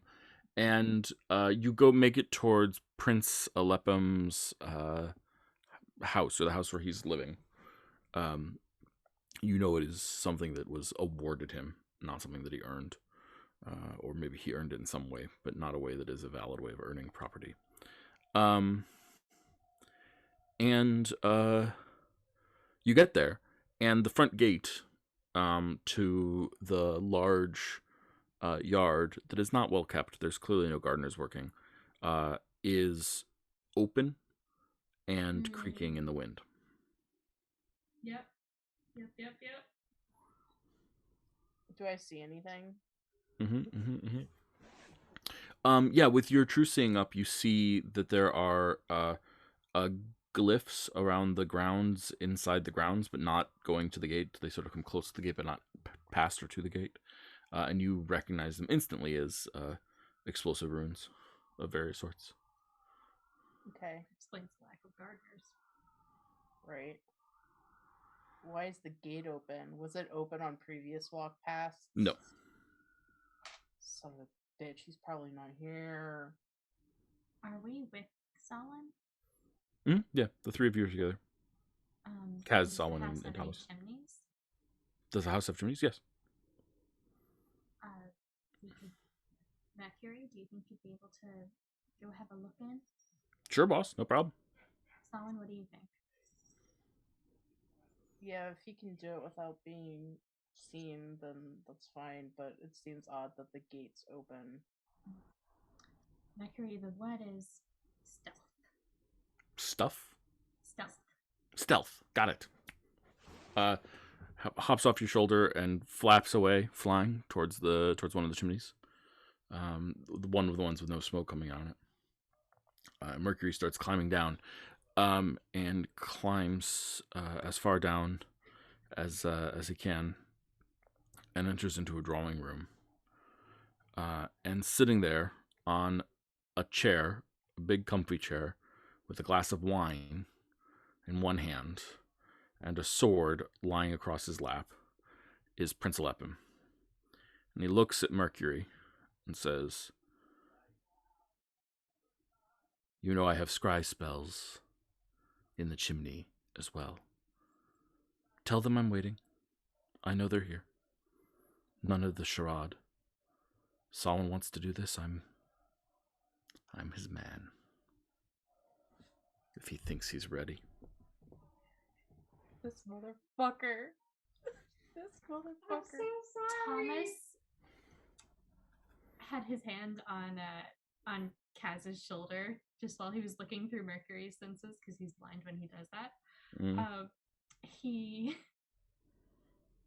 says, well, the good news is he says that he's your man. The bad news is I don't think it's in a good way.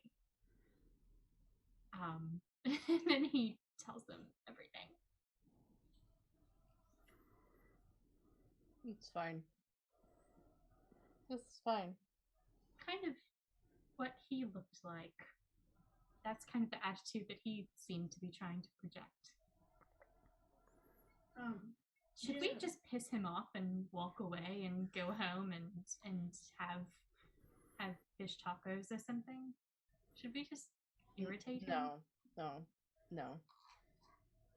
Because if we don't do this now, people get hurt tonight. And I can't deal with that. So then Sawin's gonna walk through the gate. Do you do anything about the glyphs? You see them.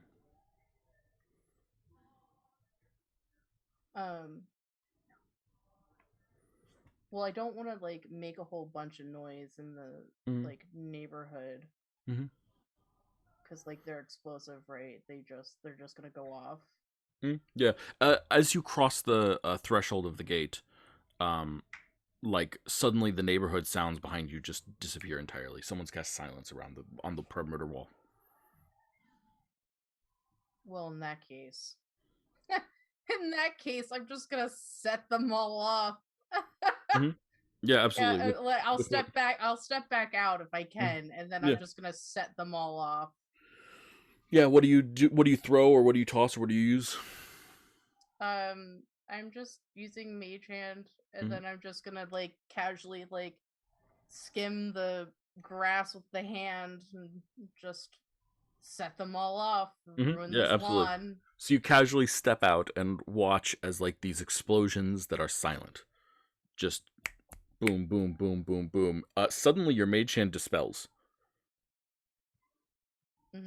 That's fine. And you sort of glance and you look and you realize that the explosive traps were there to cover a dispel magic trap.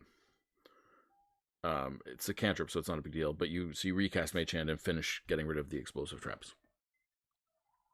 Clever. Making notes. Fuck. All right. That is a just fuck. That is not a solid fuck, but sure. Or it could be a solid fuck. I don't know. At this point, we're one of the same right now. Okay. All right. Yeah. So they're dispelled, and we're gonna stroll in like we own the fucking place, I guess. Sounds good to me. You walk in, and the front door is cracked open. And as you push it open, you see that there is light at the end of a long hallway, and sitting in a chair, looking squarely at you, is this black and gray ombre tiefling drinking wine. Come in. What were the conditions for the force cage? Did I need to physically see the creature of rotten bone in order to enact it, or can I just fucker? All right, god damn it! All right. You need to bring it out, and then I need to bait it. All right. Yeah. You have any? Yeah. So like, someone's just gonna think to us is, do you have any like great ways of like baiting out another god? Because I don't have any at the moment. I don't know what would be most offensive to a creature of rotten bone. Usually life and pretty things and... Oh! Got it. Also, he'll come out to protect his person if his person needs protecting. Just, you know. So you know. Fuck, wait. Just like I would come out to protect you if you needed protecting. Yeah, that's right. Hang on. Jess is looking for a spell that she thought Samhain had, but I guess I don't have. I thought I had one. I thought one of my I thought I could create like an image, like Juno, but I was gonna make an image of Siva as I walk through the door. But I don't think I have. I don't think I have that. I don't know what happened. No. No, You have project image, but that's a copy of you. that's a copy of me. That's not a copy of Siva. Yeah. But Oslos could make a copy of Siva. Oh my god, should we? Roll a persuasion check if you want him to. Yes, please. Okay. Is this just at regular? Yeah. It wouldn't have to be for very so I was like, it wouldn't have to be for very long. Just long enough. The bad rolls out. You're getting the bad rolls out.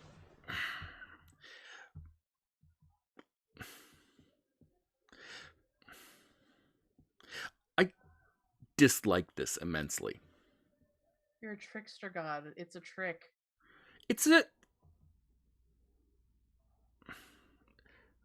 You're not wrong. It's just uncomfortable. Fine, whatever. It's a copy for 30 seconds while I get it into this thing. Let me know when you want it to come off. He's beckoning you forward. Do you want to talk to him at all or just kill him? Or just trap him, sorry. I don't... Like, I'm gonna have to walk in anyways, and so it's fine. So, like, I'll walk in, but... Where are Kaz and Thomas? Are they behind you? Or are you going in alone? Yeah, someone's just gonna turn around and just he's just gonna go, I don't want you in here with me. Mercury is literally in the chimney. Get Mercury I don't know what to tell you.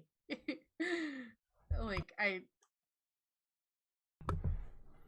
don't want anything bad to happen to either of you. I would be most comfortable if you stayed outside. But I understand if you feel like you need to come in, then you need to come in. But, Kaz, like, prods the door so that it's fully open, and looks at the hallway, and looks back at you, and looks at Thomas and says, that hallway is 50 feet long.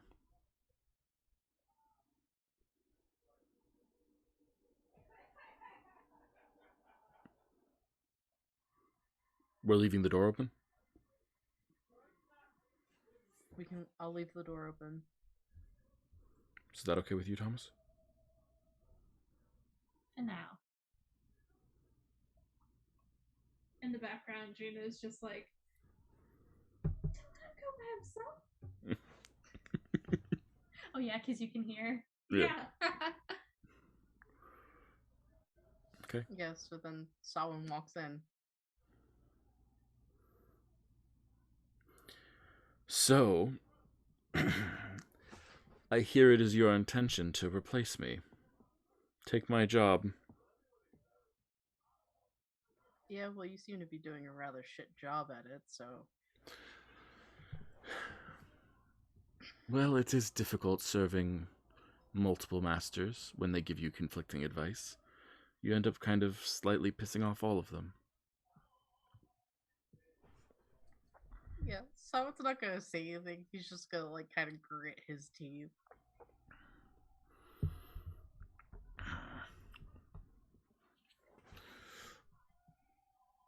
Why me?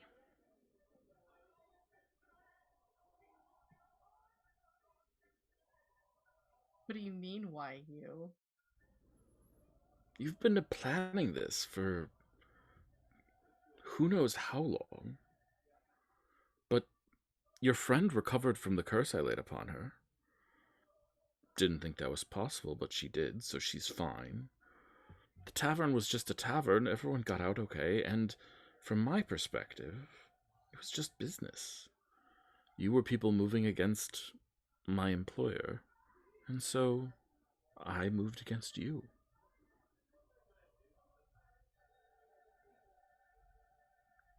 You don't care about anything.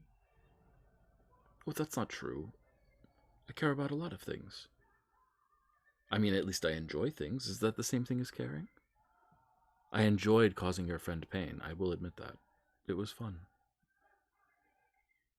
I used to scry in on her sometimes and just watch her almost touch people and then recoil.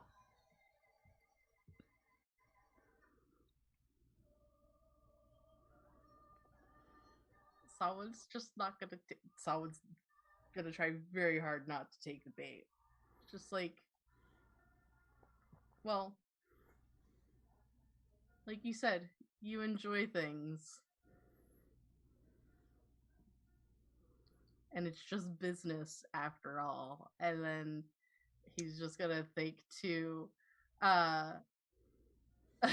he's gonna think to Asos. It's like, if you could make that copy of Shiva appear right now, that would be fantastic. Siba appears in the room. It's the most lifelike image of her that you've ever seen, and she just holds out her arms almost as if she has wings that aren't there, and suddenly her whole body just erupts into these glorious, brilliant purple and red and orange flames. And as an involuntary reaction, Prince Alepim looks at this, snarls, growls, kicks back his chair, stands up, draws the sword, and tries to stab at Siba.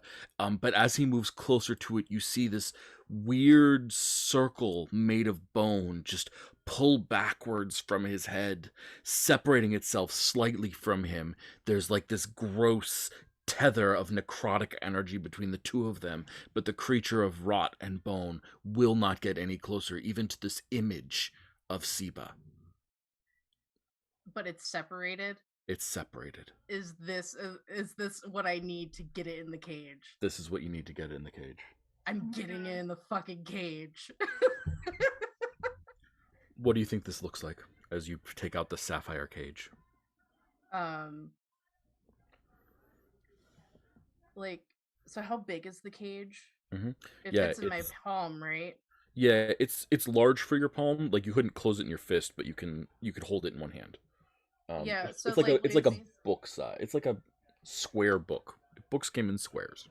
Yeah, so like Salwin just like pulls it out and like has it in his hand, and like, does it glow or anything when it's blue, it's sapphire, it picks up all the light. It seems to be catching and reflecting beautifully the colors from the image of Siba that is glowing with these flames.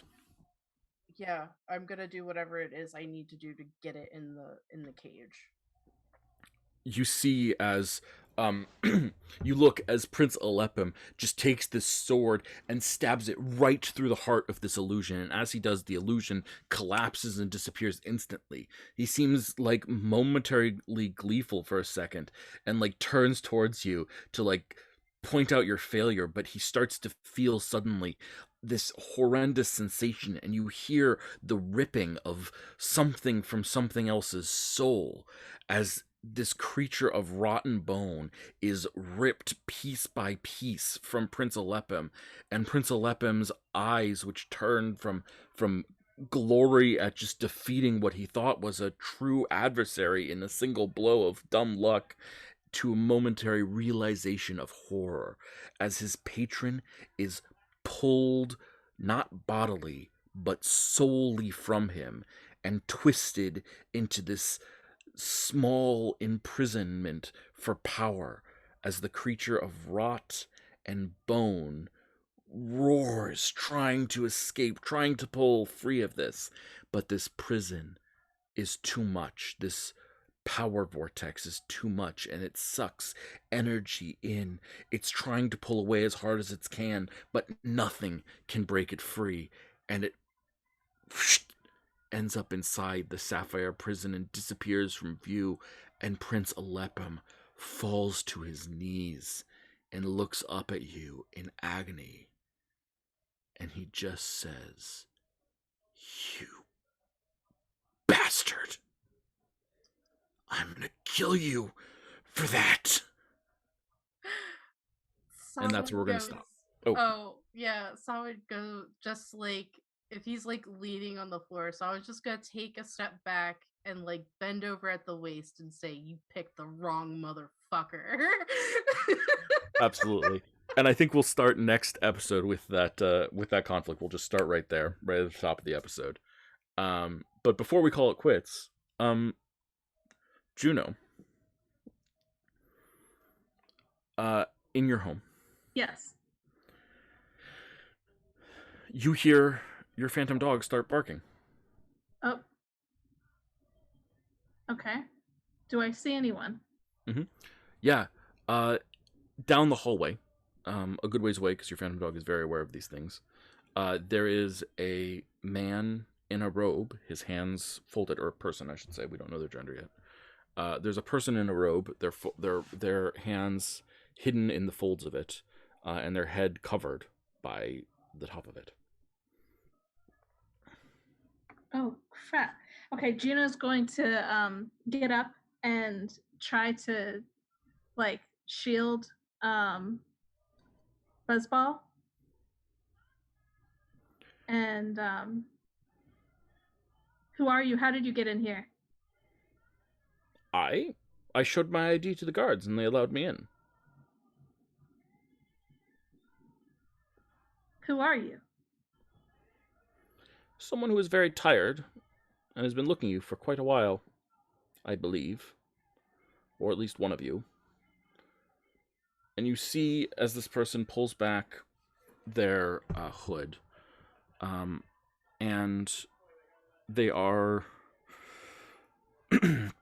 they are a red dragonborn, one of the rarer races in this setting. And they just sort of look at you and smile and say, "I have some questions for you, young one."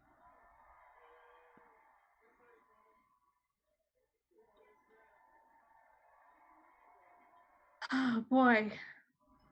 I think I have some of my own.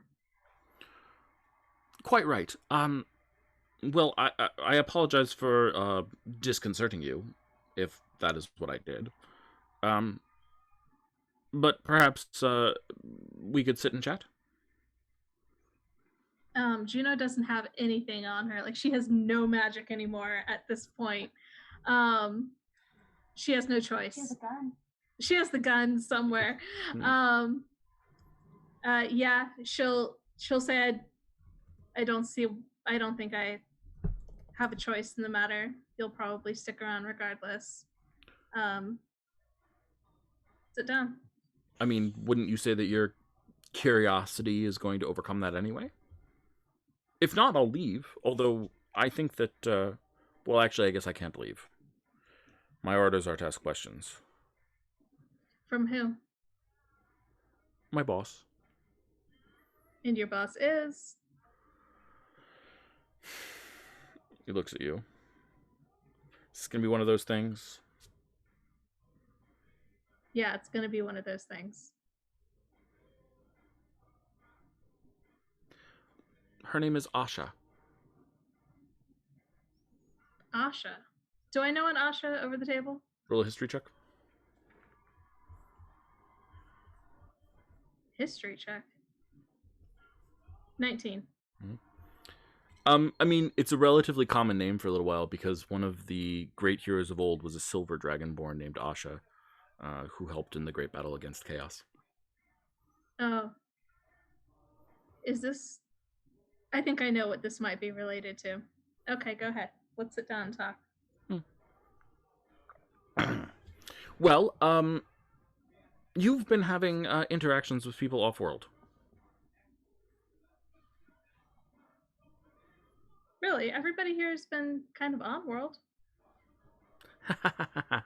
Yes, while they're on the world, they're on the world. But no, you've spoken to at least 2 individuals who are off-world that I've been able to trace so far, as well as several that I believe I have implications of you speaking with, but they are less traceable. Oh.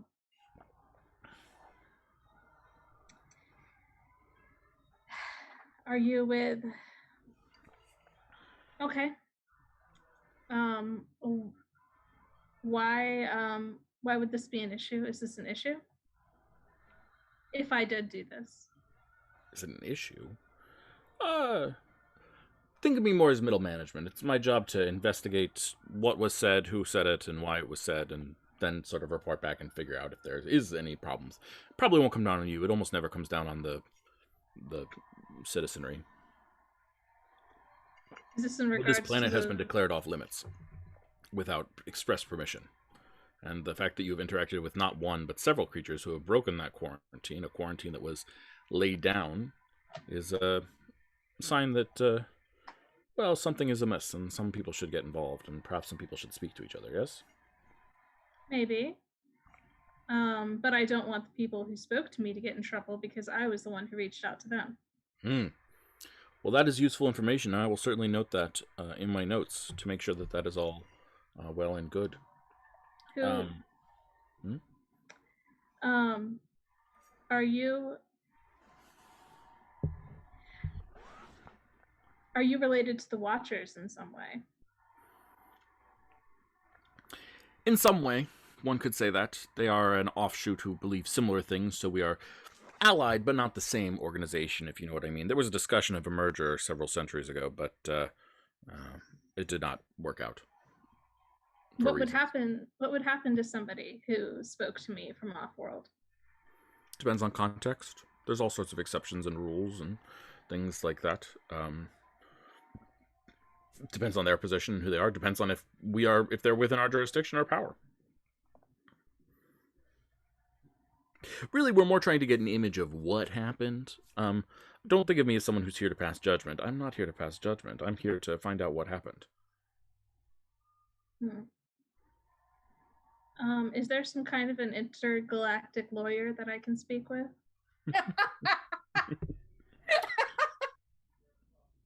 You're concerned about the possibility of implicating one of your allies and friends. Yes, I have many friends. Technically, this world is in, shall we say, a legislative gray area.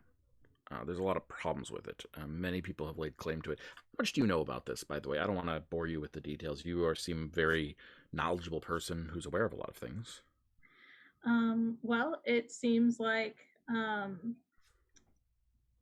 this is a resource-heavy planet. Yes. And people would like those resources. Yes. So it was closed off as a result. Yes.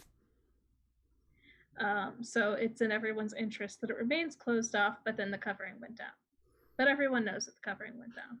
Yes, it's not really that it was in everyone's interest that it remained closed off. It was more that, like, because the covering was there, it was closed off. And so because the covering was there, it was sort of like a...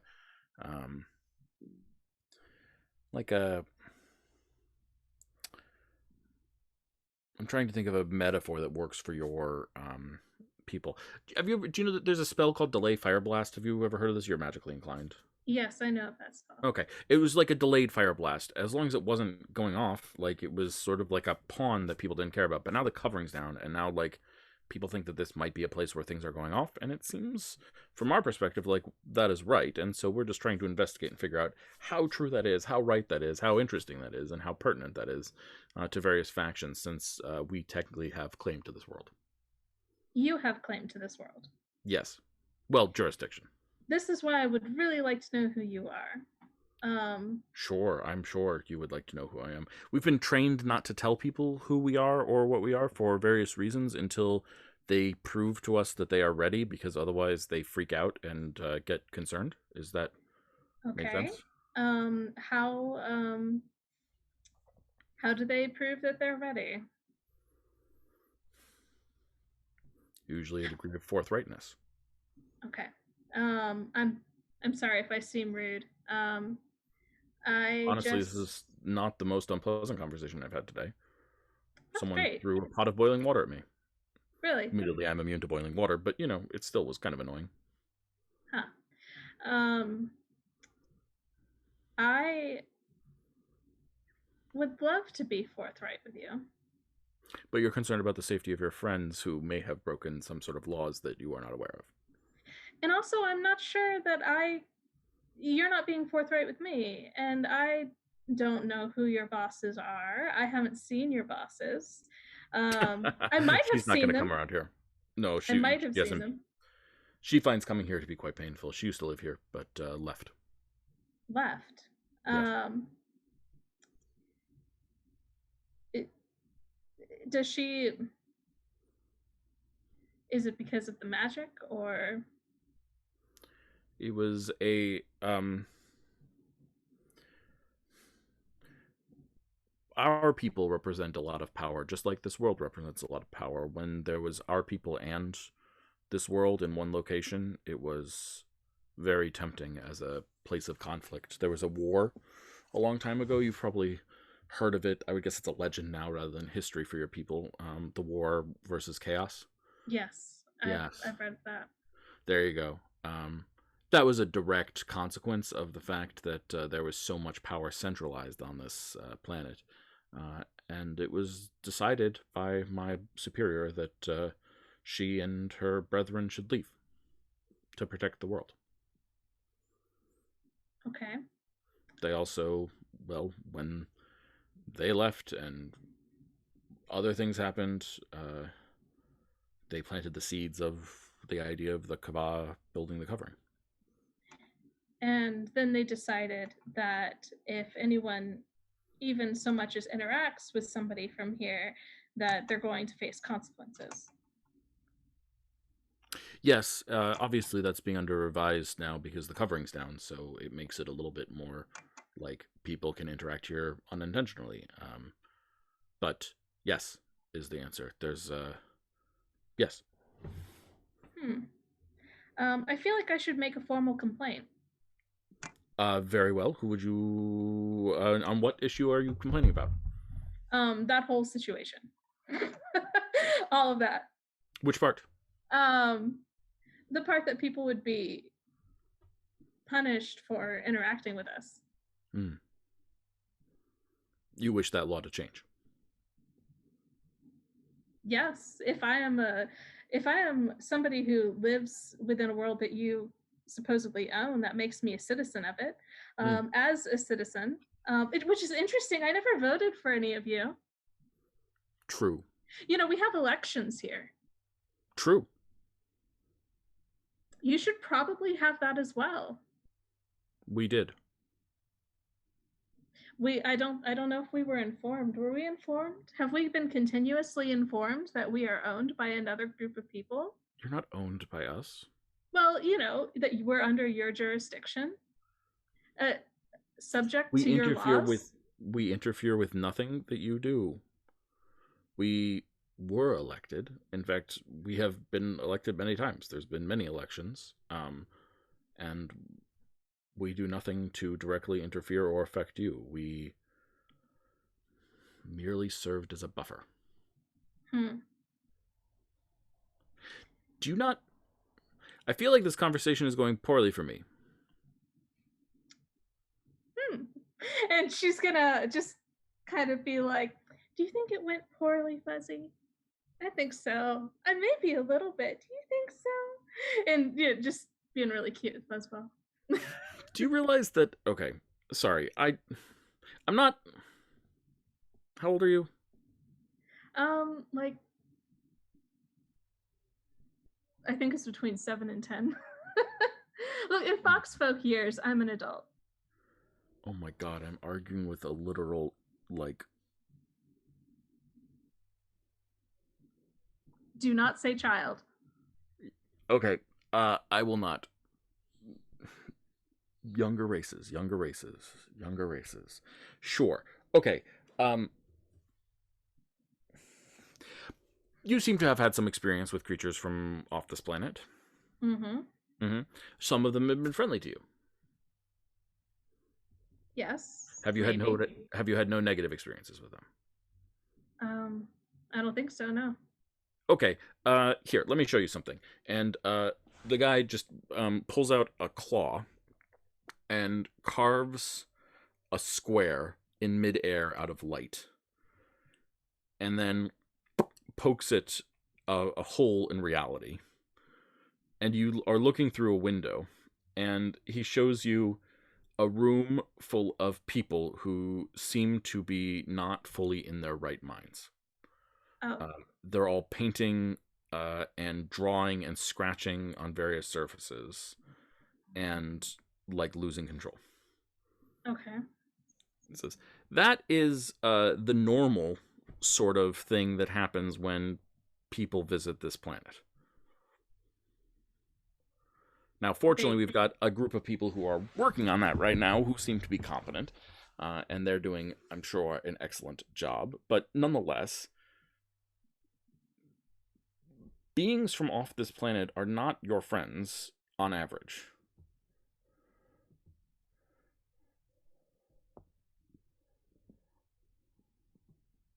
Okay. The fact that you've had positive experiences certainly implies that there should be some sort of revisions to certain laws. If you'd like to lodge a formal complaint, you of course can. I would still like to ask you some questions, though. Okay. What questions do you have?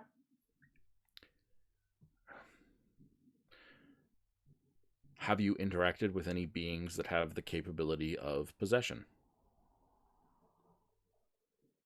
On planet or off planet? Beings that originate from off planet that have the capability of possession. It's complicated, actually. There was a point where I opened up a portal, and something spoke to me and wanted me to bring it out, but I don't know if that was something that could be possessed. I have also spoken to a spirit of plague, but again, that seemed to be something that's living on world. I don't know if the plague, if they originally came from off world or not. Sure, yeah, this is very helpful. Thank you very much. There's a creature that I'm attempting to track because it's not supposed to be here, and I would like very much to remove it. What creature is this? See, this is why we need to be honest with each other in that way. Like, tell me what you're looking for, and I might be able to assist you in that front.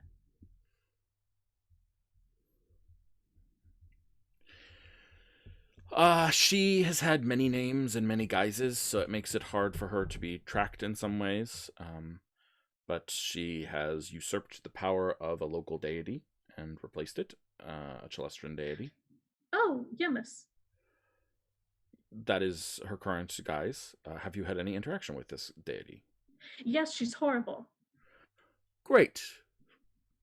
I really think that I admit that I am not a good talker at the talking to the mortal thing, and I admit that we're off on the wrong foot. But I think there's a possibility that like my first instinct about you was that you were someone that I could like that we might have a more positive relationship than some of my other ones. Now, admittedly, this conversation has gone worse than some of my other ones in some ways, but better in others because I'm not covered in boiling water. So you don't like this creature? Yeah, no, she almost killed me. Great. I mean, horrible. I'm so sorry. No, it's okay. She let my friend remain corrupted from a spell. Okay. She trapped her for 30 days, coercing her to do things that go against her personal, code of morals. Because if she didn't, she would hurt me or someone else this person loved. Is this pardon me for the name, but is this Kazan Al bin Najma or something like that? I'm sorry, I don't have the full record here. She is one of her victims. Yes, I have a formal request here that we investigate her case and make sure that it's clear that she is not guilty of crimes that she had committed because they were committed under duress. Would you agree with that assessment? Everything was under duress if she committed anything. Which I'm not saying that she committed anything. All 34 assassinations? 34? Yes. You would have to speak to Kaz. The attempted destabilization of the empire. The what? Destabilization of the empire. That's what it seems to have attempted to be. It was a lot of powerful imperial figures. That's great. Kaz would not have done that on her own. She would not have decided to do that. Excellent. I'm just here looking for evidence. I'm happy to clear people of wrongdoing and blame a psychotic. That's a horrible word. I apologize. Evil being. Yeah. Who enjoys in hurting people and forcing them to do things against their will. I really don't think we're on the different sides here.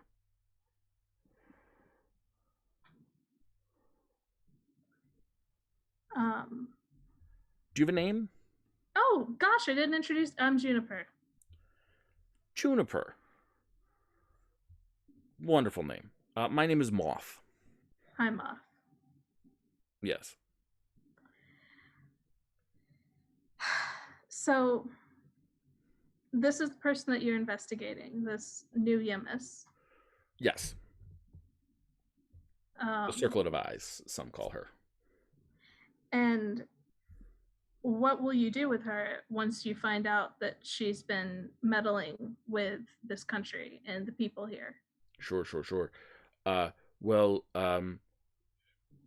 typically we try to strip the power from the being so that it doesn't have power anymore, and then imprison it in a environment where we attempt to rehabilitate it. Success rate so far is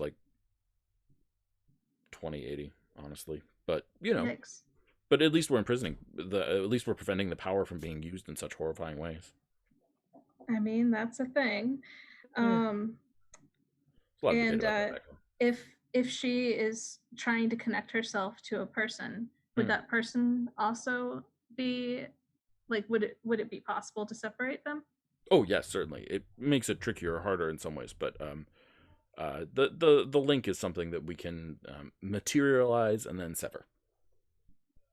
Okay.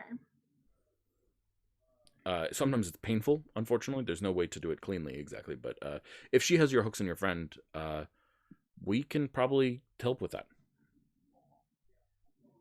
Okay. Probably not a good idea for you to meet with the friend that this person has their hooks in, because that would probably set them off, right? Okay. So she's around. Not right now, no. Okay. There is a war going on, so. Sure. Yeah. She seems to have had a handle on that as well. Well, thank you for your help, very much, Juniper. Is there anything else I can help you? Oh, did you want to file that formal complaint? You were saying that I was interacting with multiple people. Are those multiple people going to be in trouble? I don't know.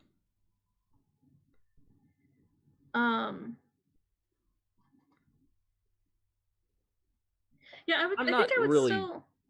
Go, please. No, I think I would still like to speak to the manager. Yeah, I would like to speak to your supervisor on the whole, not being able to even reach out or contact or talk to people. I think that, if there's a situation where say you're related to somebody or you're very close friends with somebody, you should be able to speak to them. Sure, why not?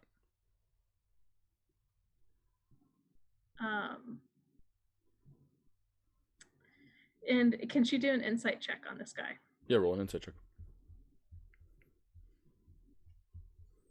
This is very confusing for her. She's just what the heck is going on? 18.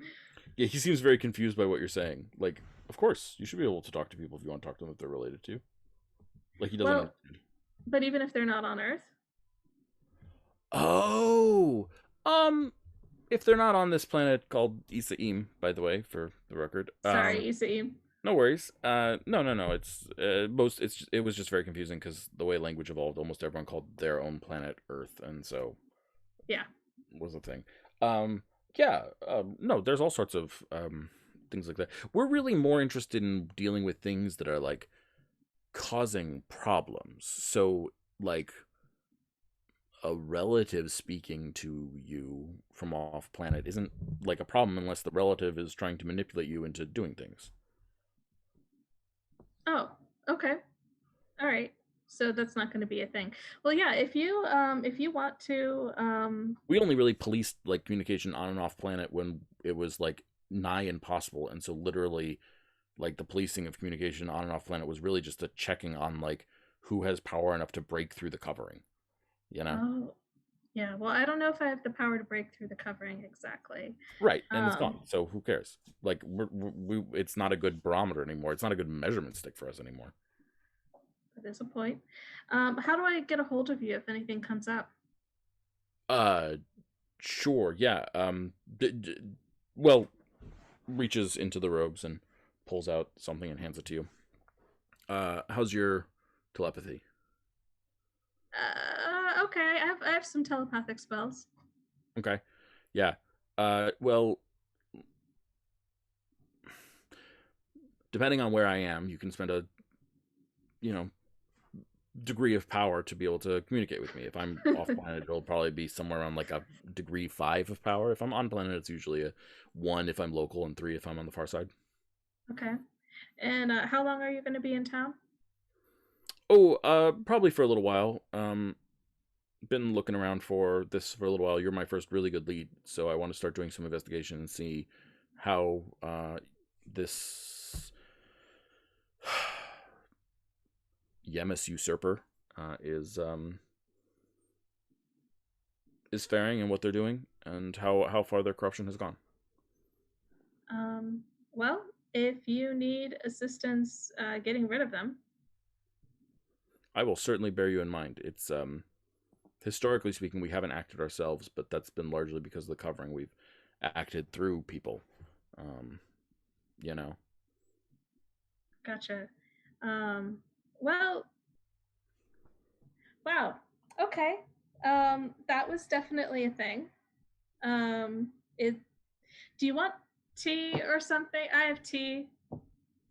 Oh, that's very, very generous of you. Certainly, we can talk about that maybe next time we get together, or something, if we happen to get together again. I'm going to go find a place to stay, though. I think your information is just too good, and I feel an urge to, to deal with that and to help out. And this is good stuff.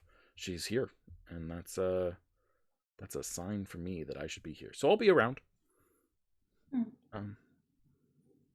Okay, and please don't just randomly show up inside people's houses here. That's incredible. That's exactly the reason this whole situation happened with the bad conversation.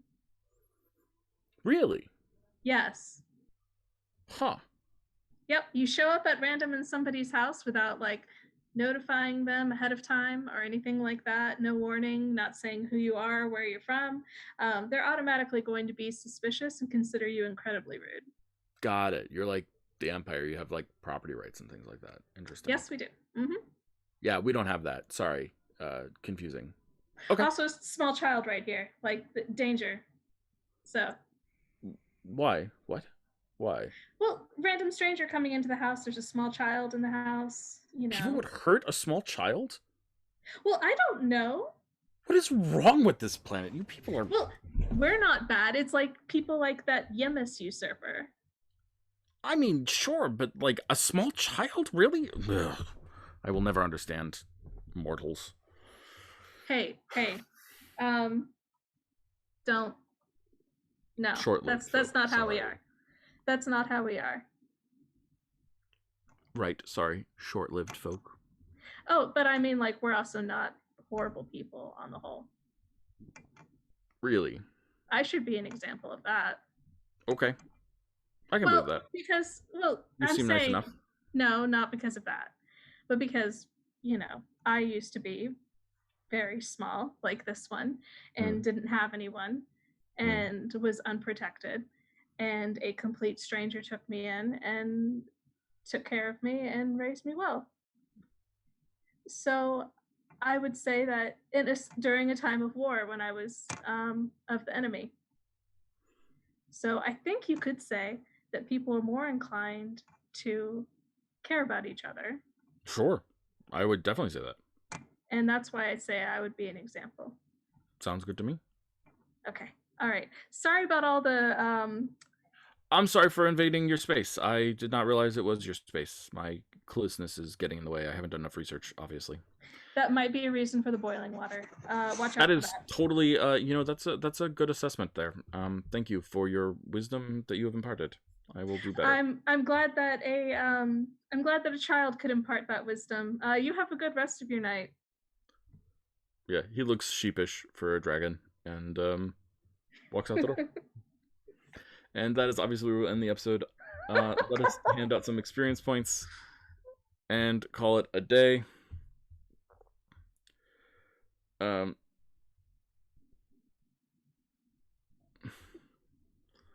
is. I'm so sorry. I was so combative. No. It was totally appropriate. This guy just walked into your house. Are you kidding me? Okay.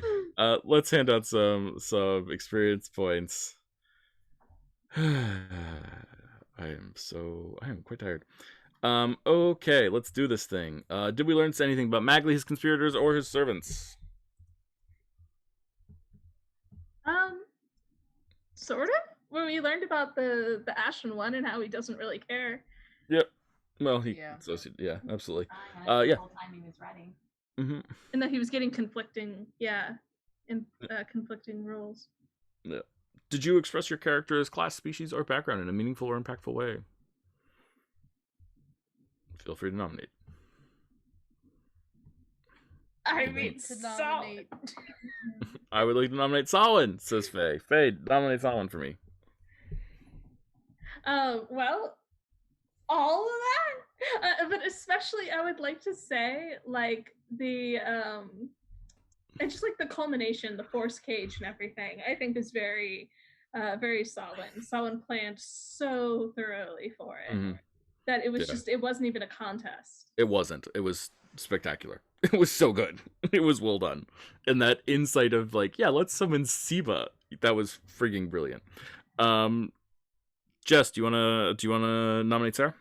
I was gonna nominate Faye. Okay, that's fine. The spell she tried doing for Samhain. Like, oh. And backing out at the last minute, that was heartbreaking, intense, and scary. Well, I am going to nominate Thomas then. And I'm going to nominate Thomas for a well-earned shopping trip. I'm not even slightly kidding. That felt like Thomas to me.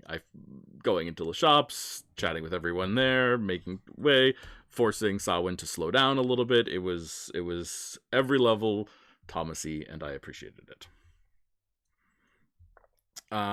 Did you overcome a meaningful obstacle or impediment to your character?